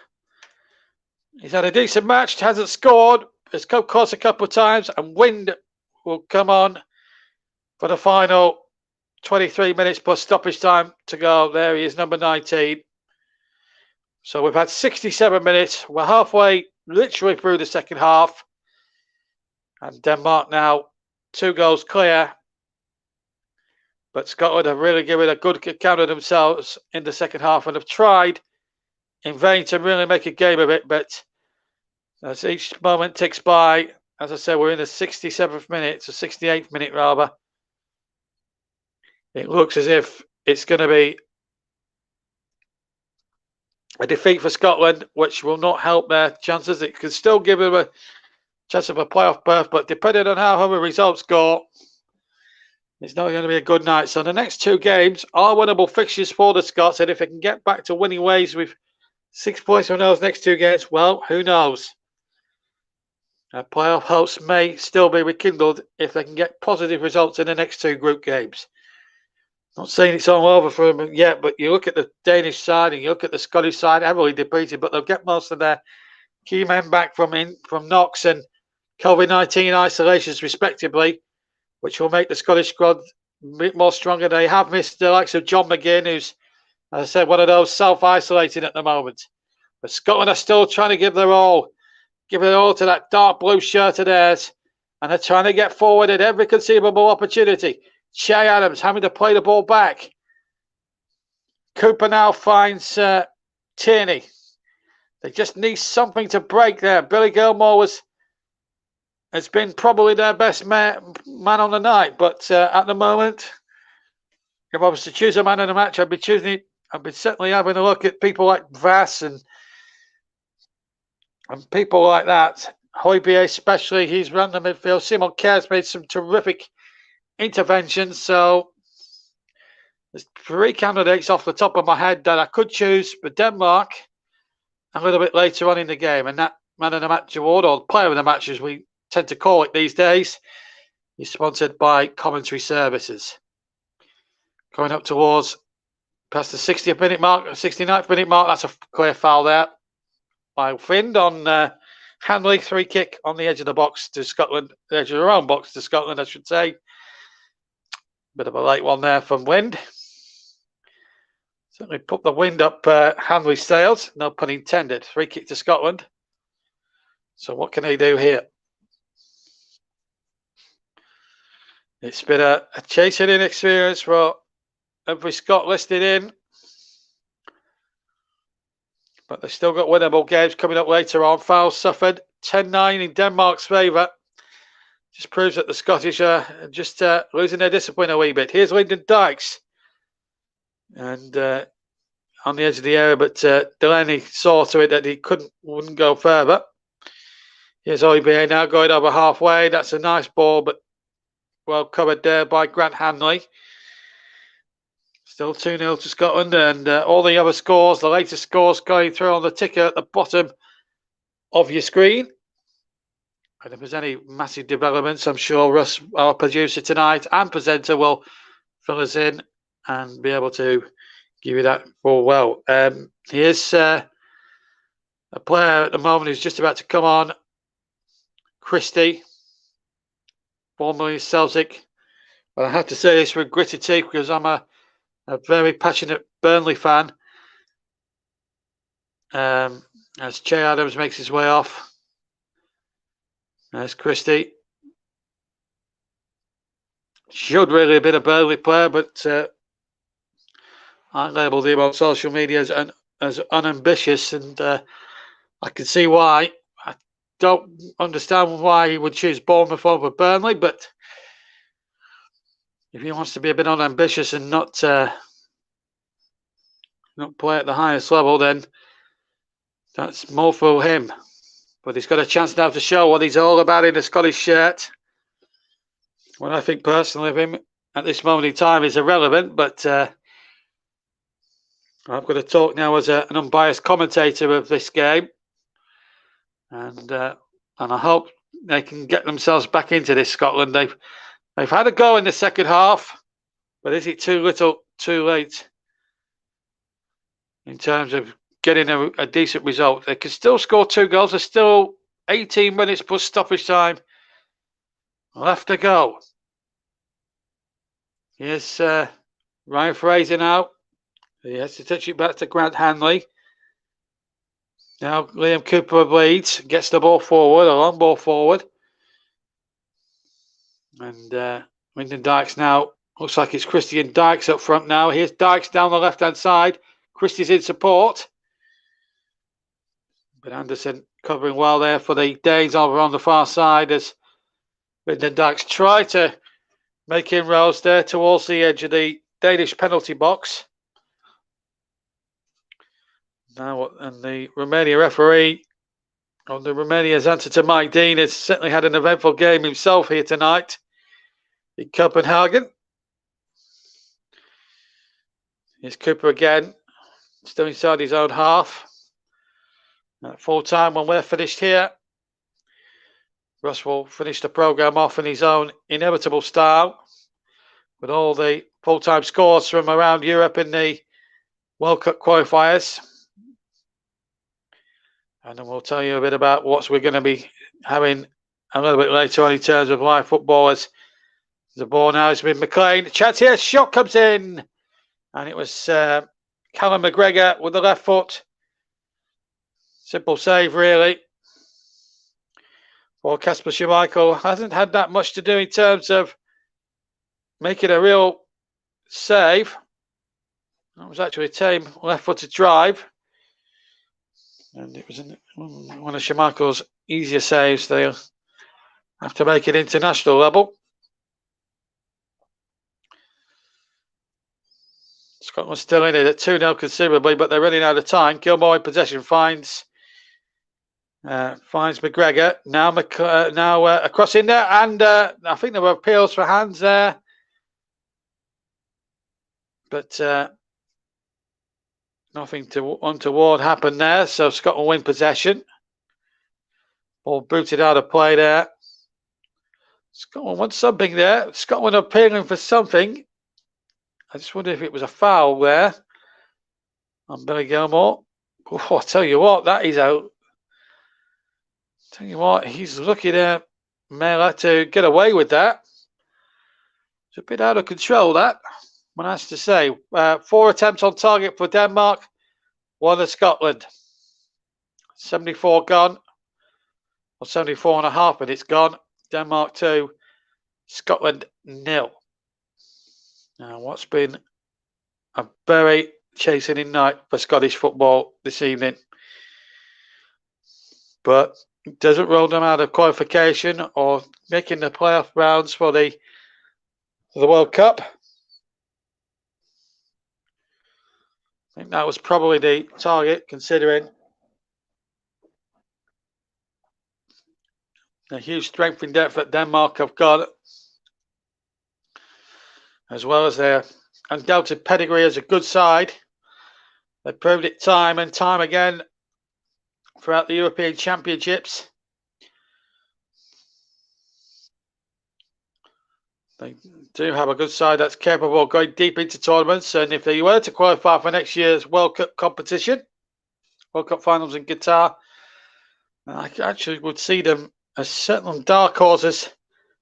This Winter's been penalised for, I think, a handball, as Hanley challenged him. I certainly think that Denmark could go deep into the World Cup, even though the South American teams and African teams and things like that are certainly capable of reaching the quarterfinals of the tournament. No doubt about that. I think they fancy themselves against the Brazils and Argentinas of the world. Ball hooked away once more, and Scotland now looking to try and at least make a fight of it now in the remaining quarter of an hour plus injury time. We'll be on the air just before 10 o'clock tonight. And of course, I'll be choosing my player of the match later on. Cross comes in from Fraser. Oof! I think that was almost an own goal. I think Scotland have got a corner out of that. Anderson headed it back towards the goal and he headed it wide. But Fraser put in some wonderful telling crosses from the right-hand channel. And Lyndon Dykes was in there. Might have been fouled as well, Lyndon Dykes. He was claiming for a penalty. But it's a corner only. It's the second of the game. In comes the corner from the far near side. It comes out here to McGregor. McGregor finds Gilmore. Gilmore with a right-footed cross into the penalty area. It's a good one. It's a D1 and it's met by a Scottish hand. I think it was Lyndon Dykes. He was certainly one of the Scottish players challenging for it. It's gone wide of the left-hand post anyway. In fact, it was Hanley who got the last touch. And behind for a Danish goal kick. And another Scottish half chance falls by the wayside toward Cooper. Dykes and Hanley all went charging in there. Hanley has hurt himself in that massive collision inside the penalty box, Danish penalty area. He's a tough character, Grant Hanley. We all know that. 12 to play. The Danes lead the Scots by 2-0. But I have to say, Scotland have shown a bit more fight in the second half, and are showing a bit more sort of more gallant display. The first half was shockingly poor. Here's McLean, has to head it back to Braze, who gets it back to Craig Gordon, I should say. I was going to say Alan McGregor, but it isn't. It's Craig Gordon. And tough all night for the day. Tough all night for Scotland. It really has. They've got winnable fixtures coming up in the next sort of week or so. So 6 points from 9 would still not be a bad outcome for them. Denmark were always going to be group favourites and market leaders in that group, as Sean Dyche would put it. It's simply showing why they are market leaders in this Group F. They are the bee's knees, really. They'll go to 12 points, incidentally, with a win here in Copenhagen tonight, Denmark. And they're well on the way to doing that, even though they've made a bit more, although Scotland have made a bit more of a fight of it in the second half, it's got to be said. Arm kick forward, headed on by Dykes. Headed away once again. And the boys now with Kenny McLean. Comes to Fraser. Fraser has to go back inside. Looks for Gilmore. Gilmore turning away nicely.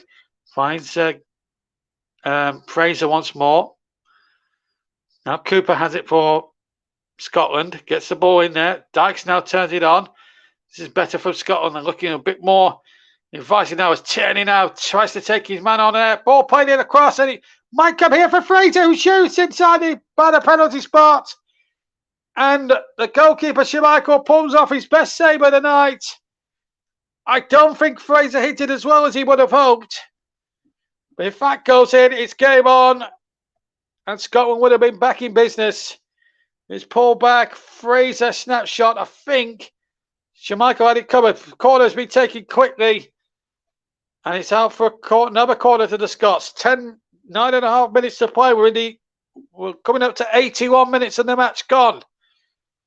Corner now to be taken by Tierney, I think. Tierney's cross into the near post. There's still a chance there. There's a bit of a scramble, but it's been scrambled wide by a Scottish attacker, and it's been forced wide. But this was the Fraser chance. We played 81 minutes here in Copenhagen, and Scotland could have easily have scored at least a couple of goals in this second half, but just haven't took their chances. But you've got to give them credit. They're having a real go in this second half. And there's no doubt about it. Here's Schmeichel with the goal kick. It's flicked on. And the ball laid in there. Oh, it's just too long for... It's too long there for the Danish attacker. Wynn was waiting in the middle as well. Here comes Scotland again. Well, if there's any positives to take from tonight, certainly the second half performance has been much improved and much better. Here's Gilmore now, deep inside his own half, has to get it forward.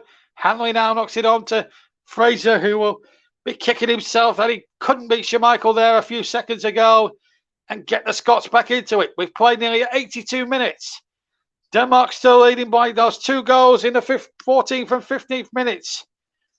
From firstly, Daniel Wass and then Mahler. 2 goals in 90 seconds, really probably going to prove the difference tonight. But my word, Scotland have made a game of it second half. And for that, they've got to be given a bit of credit for that. But I just wonder if it's just gone far too late now. Double substitution being prepared. We're going to see Dramé, certainly one of them.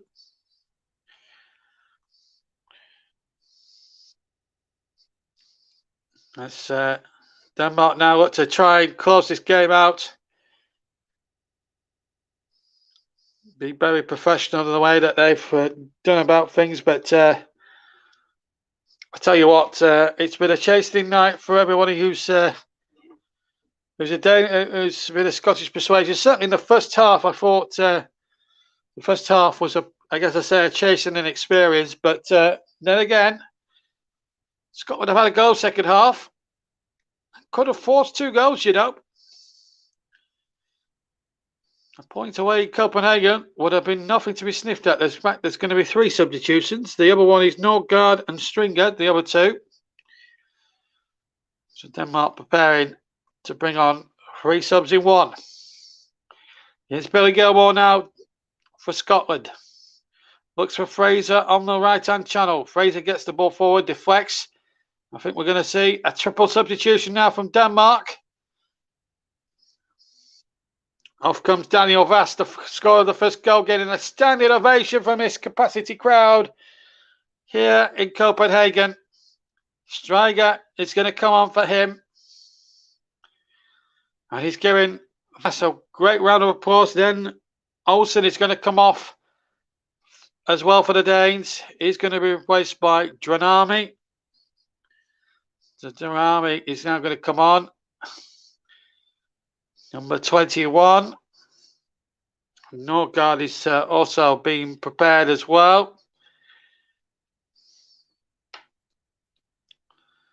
And they're taking their time with the substitutions. I hope the referee will be adding time on at the end of that one, I've got to be honest.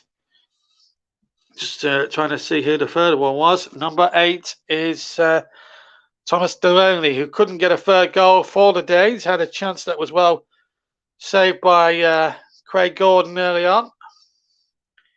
So these 3 subs are going to get a good 5 or 6 minutes of action. We're also going to see Turnbull come on. Off comes a very frustrated Kenny McLean. And here's Turnbull, number 18. The Danes really have got a great reputation. Likes of the Laudrup brothers, Jasper Olsen, Peter Schmeichel before that. They've certainly got pin-up boys in the old days. Certainly the Laudrup brothers are probably the most famous Danish footballers ever to play the game in this country. They'll be delighted about this result. Here's Billy Gilmore now. Of course, Brian, played his trade at Rangers for some years. Here's Fraser again now, right-hand side, into Gilmore. Inside the area, Billy Gilmore, he's not stopped running all night. Cross comes in from Turnbull towards the penalty area. But the Danes got it away masterly, and they've got a free kick halfway inside their own half. And Hanley fouling win there. A little frailing arm there from Grant Hanley. 4 minutes to go. It's not looking good for Scotland, I'm afraid, tonight. They've been so better and gallant in the second half, but I don't think they're going to get any change out of the Denmark defence, who been beautifully marshalled by Simon Kjær there. Skipper at the back. He's looked unbeatable. Kasper Schmeichel, when called upon, has made a couple of really smart saves. But we're coming up towards the climax now. Here's Germani now running at his man. Germani running towards the area. Real opportunity now for number 3. Chip ball back from Bert. Oh, and Højbjerg's cross was a terrific one. And the man at the back post, I don't know who it was, couldn't get on the end of it. They might get a third here. Oh, a brilliant save. And the cross came in from the right, and Højbjerg's header was well saved, and then the shot was hit wildly by Anderson well into the stand, right footed from about 25-30 yards. But Højbjerg there nearly making it 3, but it's Germani who brings it forward. It feeds Højbjerg. This is the cross. I don't know who got on nearly got on the end of it. I couldn't tell who it was. I think it might have actually been Stringer who nearly got on the end of it. Then the cross came in. Højbjerg came in at the back post. And credit to Craig Gordon. It was a marvellous save. And here come the Scots now, looking to settle this once and for all. JB in the commentary box. John Stuttard, your commentator. Russ Vernon will be finishing off the programme in a minute. Here's a chance now for Fraser to get the ball in, but he can't get it in. It was a poor cross. And here go the Danes again with Germani. 2 to play.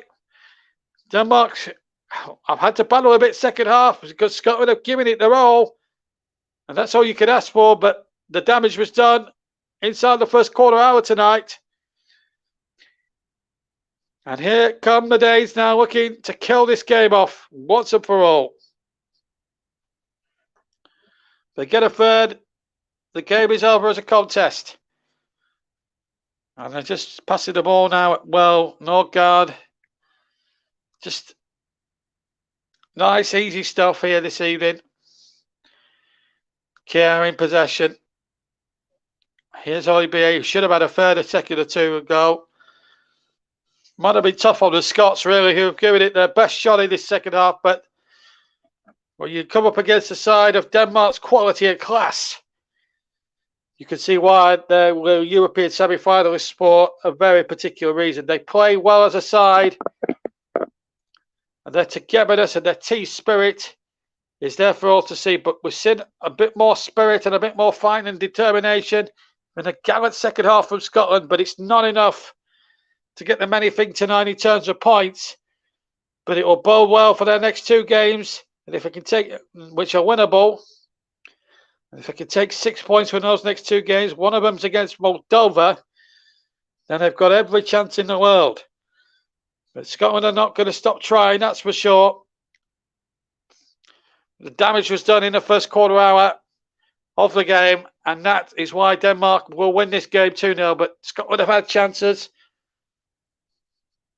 But also, let's not forget as the 4th official, Cevente of Romania, just puts the board up below me and signals 3 minutes. I just want to make the point at this stage that Scotland have only had 16 outfield players, excluding the goalkeepers. They've only taken a squad of 19 for this game. And I think the strength in depth has shown between the 2 sides in that respect. That is for sure. And of course, Russ, yes, and of course, player of the match. I've got to choose a player of the match. I'm actually going to go. It's a hard one tonight because I think anyone who's I'm going to go.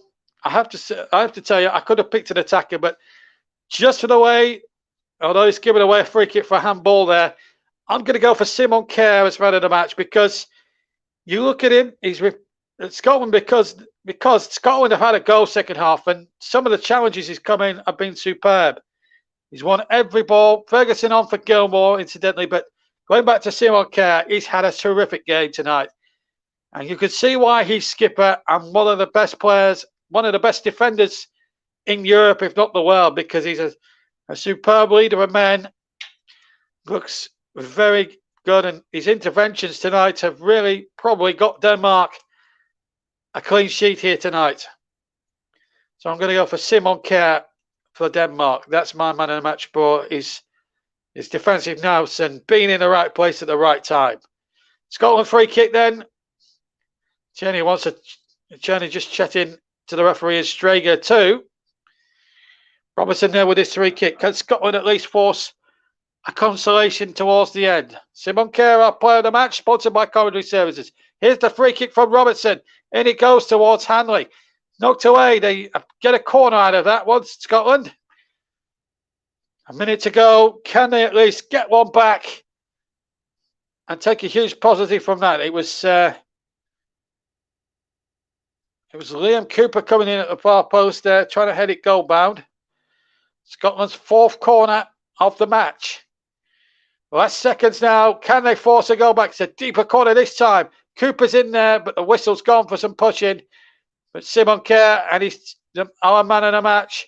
He's had a good game. They're going to bring on Lindstrom now for the remaining seconds that remain here in Copenhagen.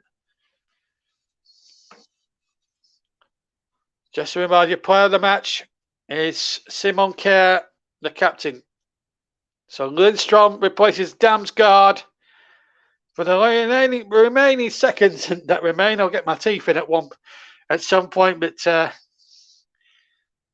not been a spectacular Danish performance, but it's been more than good enough. It's been more than good enough for all the latest scores, incidentally, from all the qualifiers tonight. England play tomorrow, incidentally. And we'll see how they get on tomorrow, of course. But for Scotland, we've played well over the 3 minutes. I think our Romanian referee is now adding a bit more time on it. I think practically for the substitutions at least. Fraser's got the ball. I think they've just got time for this throw. Referee with whistle in his mouth and does blow the full-time whistle, or he's about to. I thought he was going to blow it for a second, but now he does. Final whistle is gone. It's been a tough night for Scotland in more ways than one. 2 goals in the space of a minute in the opening quarter of an hour sealed their fate tonight. The first one coming from Daniel Vass after a left-hand side cross from Pierre-Emile Højbjerg. And then a 1-2 with Damsgaard led to Miles scoring the second one. A nice little side of the right foot into the back of the net. Scotland really gave it their all. Gilmore came close. Fraser tested Schmeichel. There were opportunities there. Linda Dykes caused a few problems. But Simon Kerr, our player of the match, certainly repelled anything that Scotland threw at him. And then when Kasper Schmeichel was called upon, he did his job competently, as I knew he would. So Denmark's purple patch continues. They're showing the European Championships form. Okay, it wasn't spectacular tonight, but they showed why they're still a quality side. They play as a side, they play as a team, and there's no doubt about it.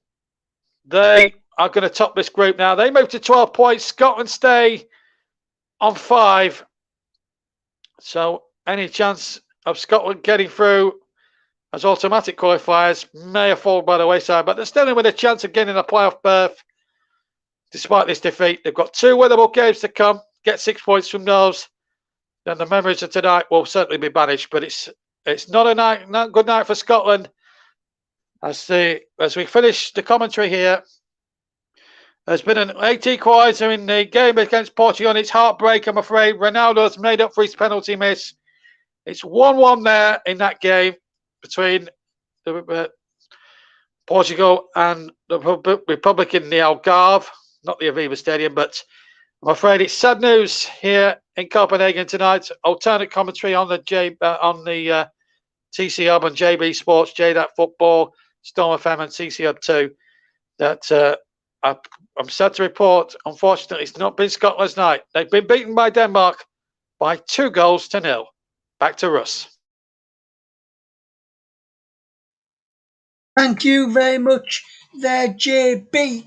And the game is coming up towards a conclusion where Cristiano Ronaldo scored in the 89th minute for Portugal, just coming up towards the final 30 seconds, last 30 seconds or so. Republic of Ireland almost getting a famous victory and a shock victory over Portugal in the Algarve, but Portugal hit back through Cristiano Ronaldo, as JB said, missed a penalty in the first half.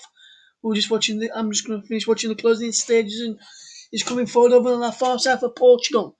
Ronaldo's inside the box, but he's come all the way across to this left-hand side. 5 minutes of stoppage time was signalled. 5 minutes have been played. The game is still going ahead because there was a VAR review for a possible penalty to Portugal. Nothing given. Portugal on that right-hand side, low-driven cross in. Now an eyeball in. And Ronaldo! Cristiano Ronaldo scored again. Cristiano Ronaldo scored 2 goals, 89th minute, and then the 96th minute to win this game for Portugal against Republic of Ireland, and it'll be heartbreak for Republic of Ireland, led for so long after that first half goal from John Egan of Sheffield United, but Cristiano Ronaldo marks his return to Manchester United with 2 goals for Portugal as they turn the game around to win by 2-1. Lovely cross in and a lovely header. The header that he planted was in the same area and the same end to where it went. Ronaldo holds up the shirt with Ronaldo 7 on the back of his Portuguese shirt. Now he will put the shirt back on, and then this referee will give him a yellow card for taking off the shirt, which now means Ronaldo will miss the next game for Portugal. Some of the other results are just coming through as well. I'll just wait for the conclusion of this game, and then I'll bring you the other results, which I'll put across the bottom of the screen in a second. Just watching the last few minutes was superb header from Cristiano Ronaldo to break Ireland's hearts, and that, without a shadow of a doubt, will see Portugal win, and it does. Portugal have won by 2-1 against the Republic of Ireland, with Cristiano Ronaldo getting the other goal. So I'll run you through all the scores from the other matches taking place tonight. Cristiano Ronaldo has now scored 111 goals for Portugal. He is the all-time men's international top goal scorer for Portugal, and we'll get JB's thoughts on that in a second. But I'll just run you through some of the other results in the international friendlies. They finished Finland 0, Wales 0, Qatar 0, Serbia 4, Switzerland 2, Greece 1. In the World Cup qualifiers for the European stage, finished Kazakhstan 2, Ukraine 2, Denmark 2, Scotland 0, Faroe Islands 0, Israel 4, France 1, Bosnia 1, Latvia 3, Gibraltar 1, Luxembourg 2, Azerbaijan 1, Malta 3, Cyprus 0. Latest score sees Moldova trail by a goal to 0 to Austria. That is still being played right now. We'll just be on till that finishes around about 10 o'clock this evening. Norway 1, Netherlands 1. As I've just mentioned, Portugal 2, Republic of Ireland 1. Cristiano Ronaldo 2 late goals in that one to become Portugal all-time record goal scorer in the men's.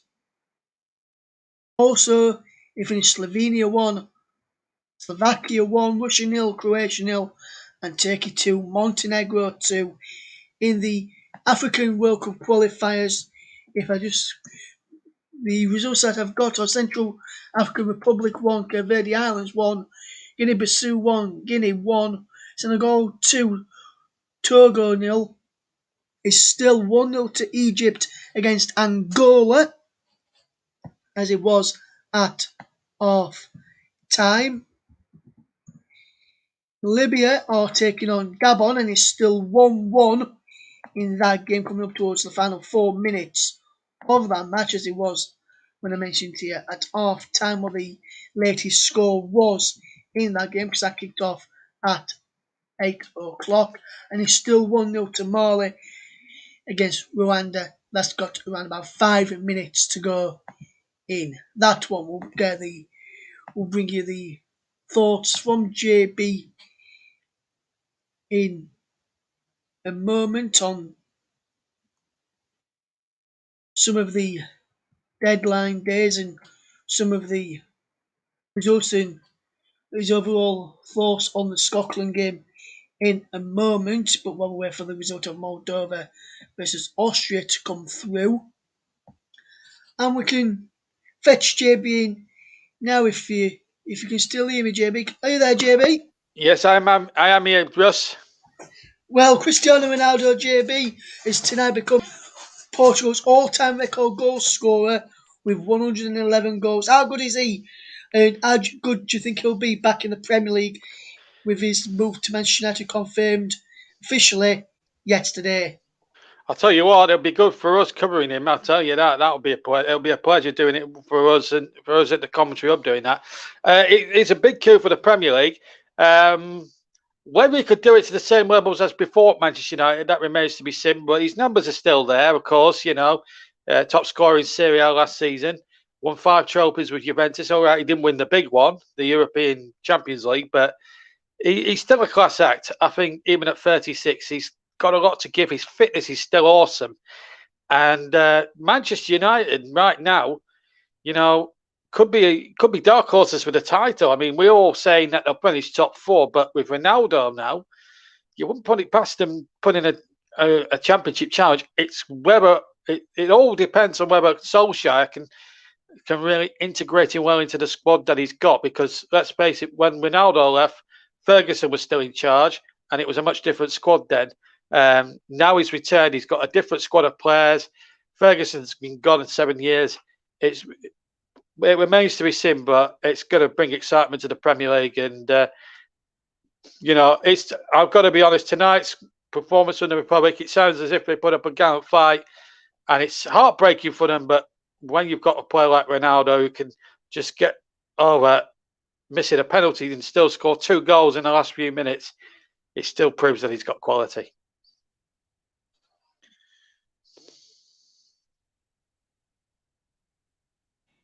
Indeed, it does there, JB, and I forgot myself for a moment there, JB, and I forgot that to put the microphone when I wasn't speaking on mute, and I started to speak, and then I realised I had my microphone on mute, so they couldn't hear me.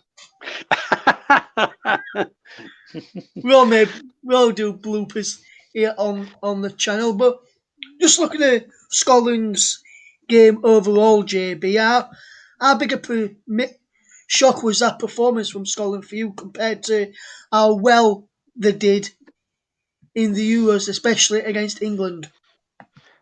To be quite honest with you, the first half was shocking. I have to say, though, I mentioned it a couple of times during the second half, they had a go.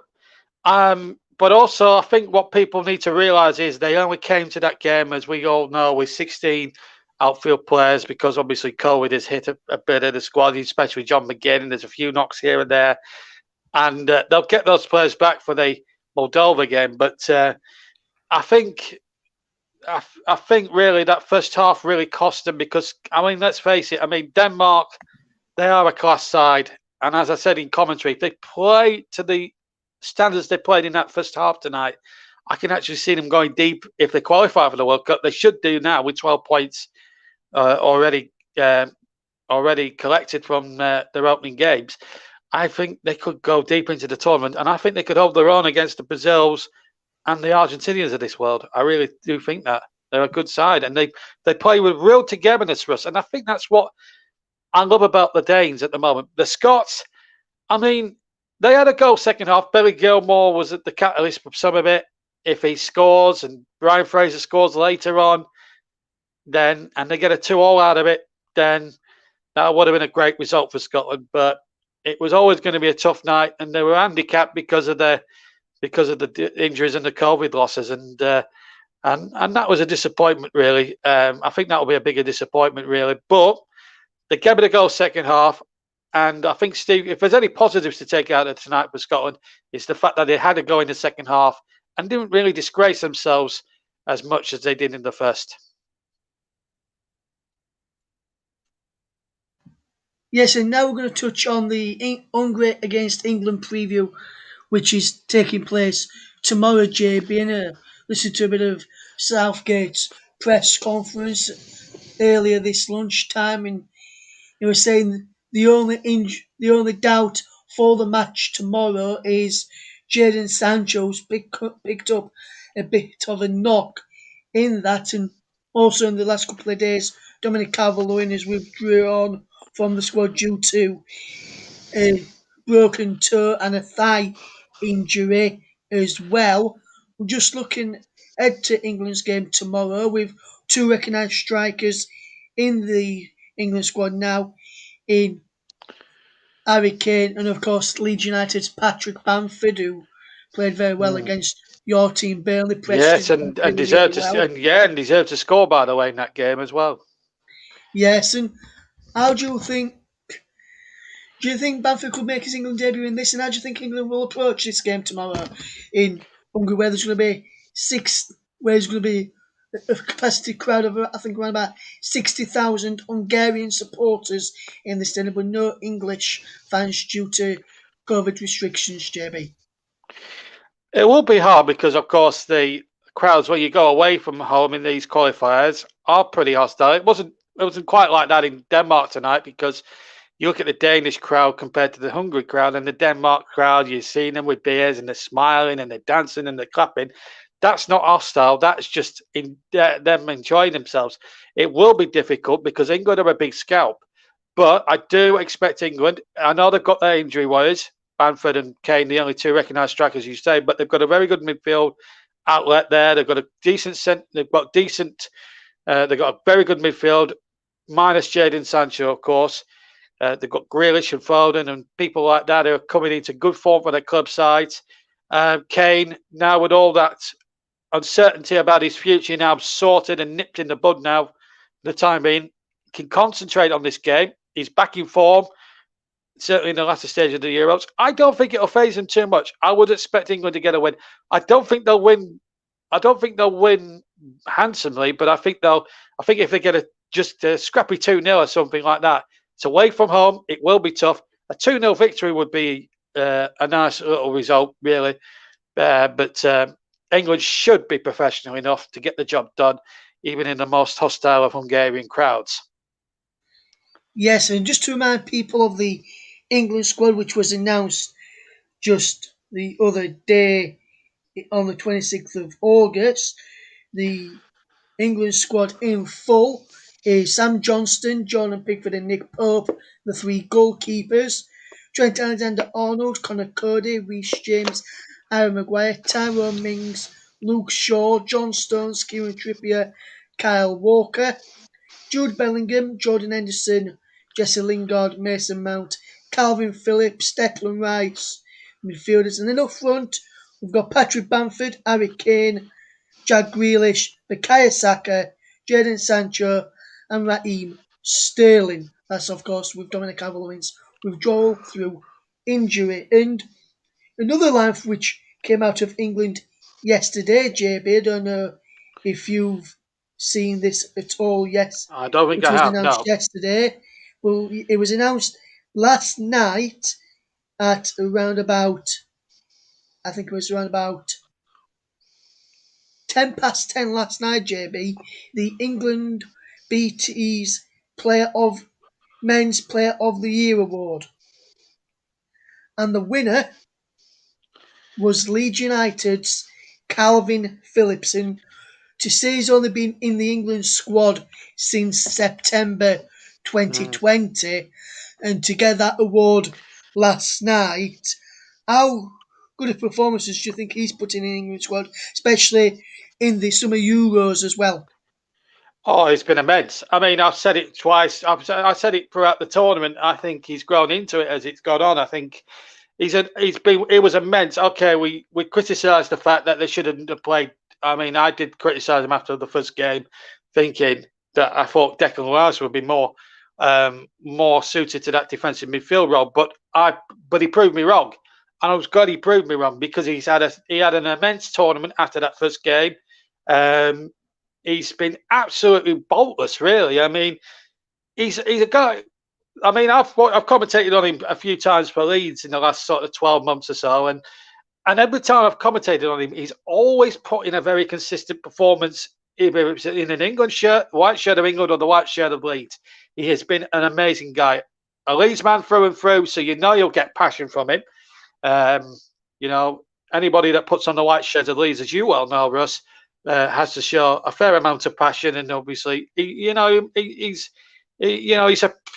real proper midfielder. Throwback to the olden days of Brandner and Charlton and Gray and Clark and Giles and people like that. I think he'd hold his own in that Leeds side of the late 60s, early 70s. But his performances, though, for the last 12 months, actually, have been consistent. He's been Mr. Reliable. And, you can't give him any better compliment than that. And I'm not really surprised in the least that he's got the England Player of the Year, because I think he's been smashing the last sort of 12 months, and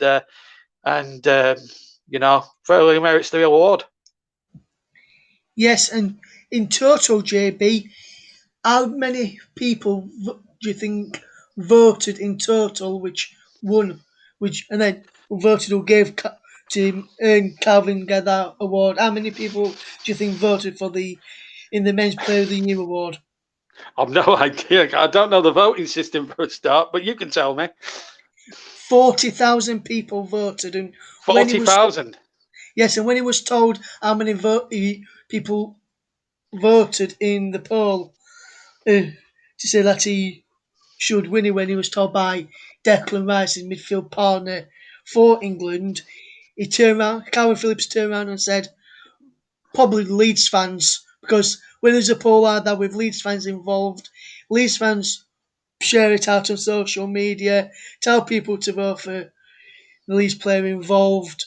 They share it out all over social media, Twitter, Facebook, Instagram, and then whoever's in there from Leeds always ends up seeming to win the vote. And Calvin Phillips won the vote, and Calvin Phillips said probably be the the Leeds fans amongst them who voted for them.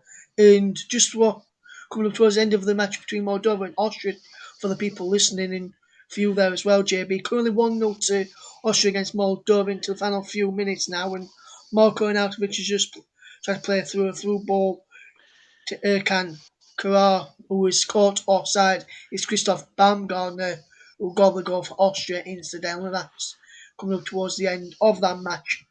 Right now, we'll stay with you until that result comes through, or I will anyway. But those are just some of that's just the latest in that one, just to let people know. And JB, with that England squad which I mentioned earlier, obviously in there's Nick Pope of Burnley in there, along with Jordan Pickford and Sam Johnston. Out of the three goalkeepers in there, JB, obviously we know that he's going to be the star. He's going to be Jordan Pickford, who's going to be starting I would agree with that. for England. But do you think that Burnley's Nick Pope should be starting, or do you think that it should be Pickford who should be number one from the people in the squad? And tear your Burnley hat off when you answer this Well, question. yeah, I'll be very dispassionate about this. Yes, I would still give it Pickford because I mean I've got to judge it on the European Championships. Of course, Pope wasn't involved, obviously due to he had surgery during the tournament, so he didn't play any part. Otherwise, I think he would have been number one. But give Pickford his fair dues. I think he's been in good form for Everton at the start of the season. He's not played too badly. He hasn't made many mistakes so far this season for Everton. I think he's got the right manager at the moment, Pickford, in Rafa Benitez. I think when you've got a good coach around you. Same with Pope with Sean Dyche. You improve as a goalkeeper, and I think Pickford, under the previous two Everton managers, hasn't had that love, and I think that's what Rafa gives to a football club. Rafa Benitez. I think Pickford will improve. I mean, he had a super Euros, got Golden Glove. Let's not forget. And I think on the merit and on the current form, he just shades it over Pope. But Pope will push him close during the season. But at the moment, I think it's Pickford's jersey for me. That's the thoughts of JB, who has been our commentator tonight, and the resident Burnley fan. But just a bit of news which broke earlier on this afternoon, just while we were getting prepared to do this broadcast this evening after I had a bit of technical problems earlier. News came through that former Rotherham United midfielder who had recently been playing for Crewe Alexandria was on the bench against Leeds United in their Carabao Cup match at Ellen Road. Sean McDonald announced his retirement from professional football earlier. There's no news on why Sean McDonald has decided to hung up his boots at the moment. Been trying to find out from on his social media, on his Twitter, on his Instagram, as to why he's retired, but there's been no news on why he's retired yet. But that news came out a little bit earlier. I meant to mention it at half time. But in JB, I'm just been looking through with regards to Cristiano Ronaldo with his goals throughout his international career, and this has been a World Cup qualifier tonight for Portugal. How many goals do you think Cristiano Ronaldo, out of his 111 in total, how many goals do you think Ronaldo has scored in the World Cup qualifiers? Probably about 50. I mean, when you take in I'd say 50 because when you look at the finals that he's played in, and then you've got the Euro qualifiers as well on top of that, I'd say at least half his goals have come in these qualifiers.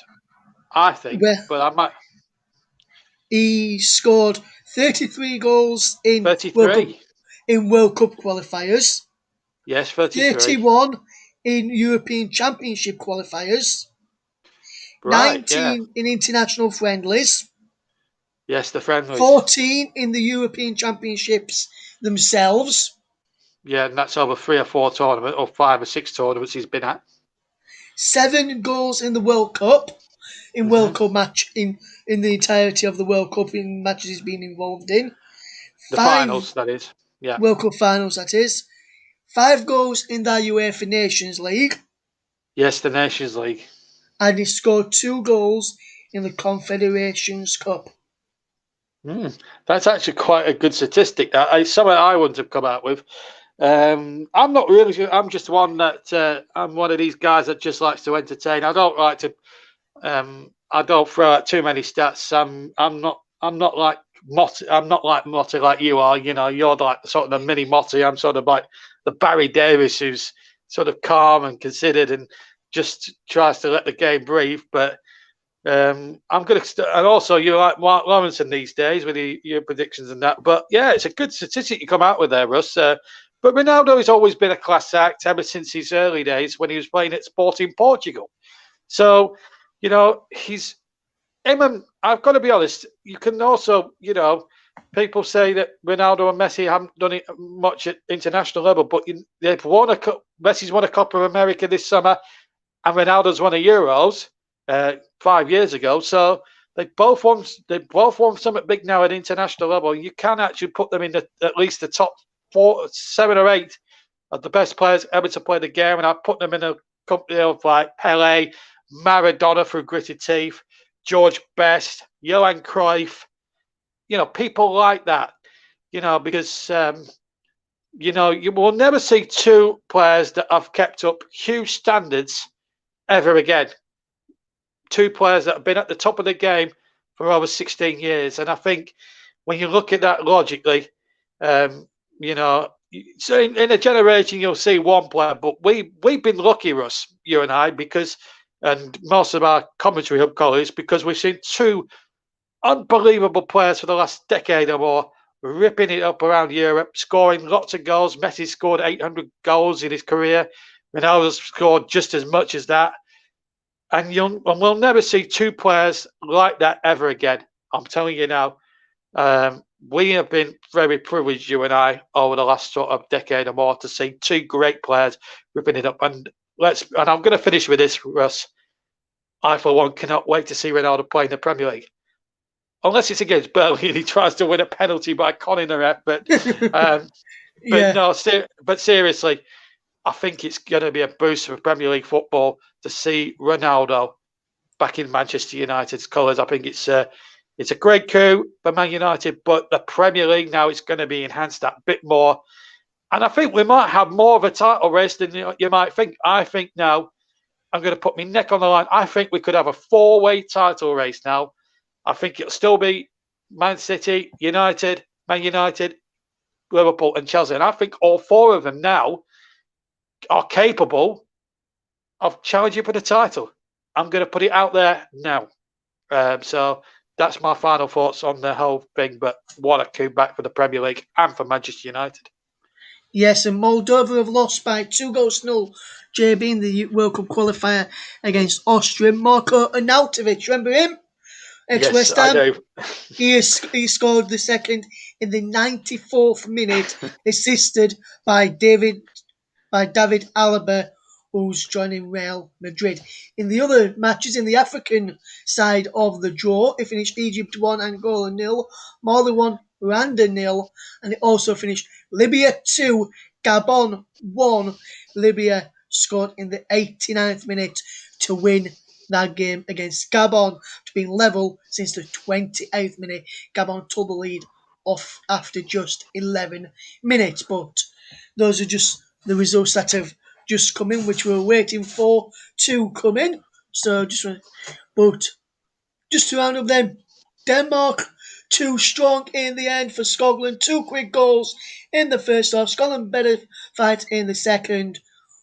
Got one WSL match coming up on Saturday, which is confirmed, which is Everton against Manchester City from the Women's Super League, with JB Are we doing doing that it? match for us. We may have one on Friday, or may have one on Sunday. Not decided that yet. Stay tuned to the socials. Twitter, a Commentary Live 1. Facebook, facebook.com/the Commentary Hub, to find out if we're going live on Friday. But from myself and JB, thank you very much for listening to this international coverage. World Cup qualifier as Denmark. 2 quick goals were enough to beat Scotland. Denmark 2, Scotland 0 from our feature match tonight. Hope you enjoyed our little chat at the end. Well, from all of us here, take care, and we'll see you again very, very soon. Goodbye, guys.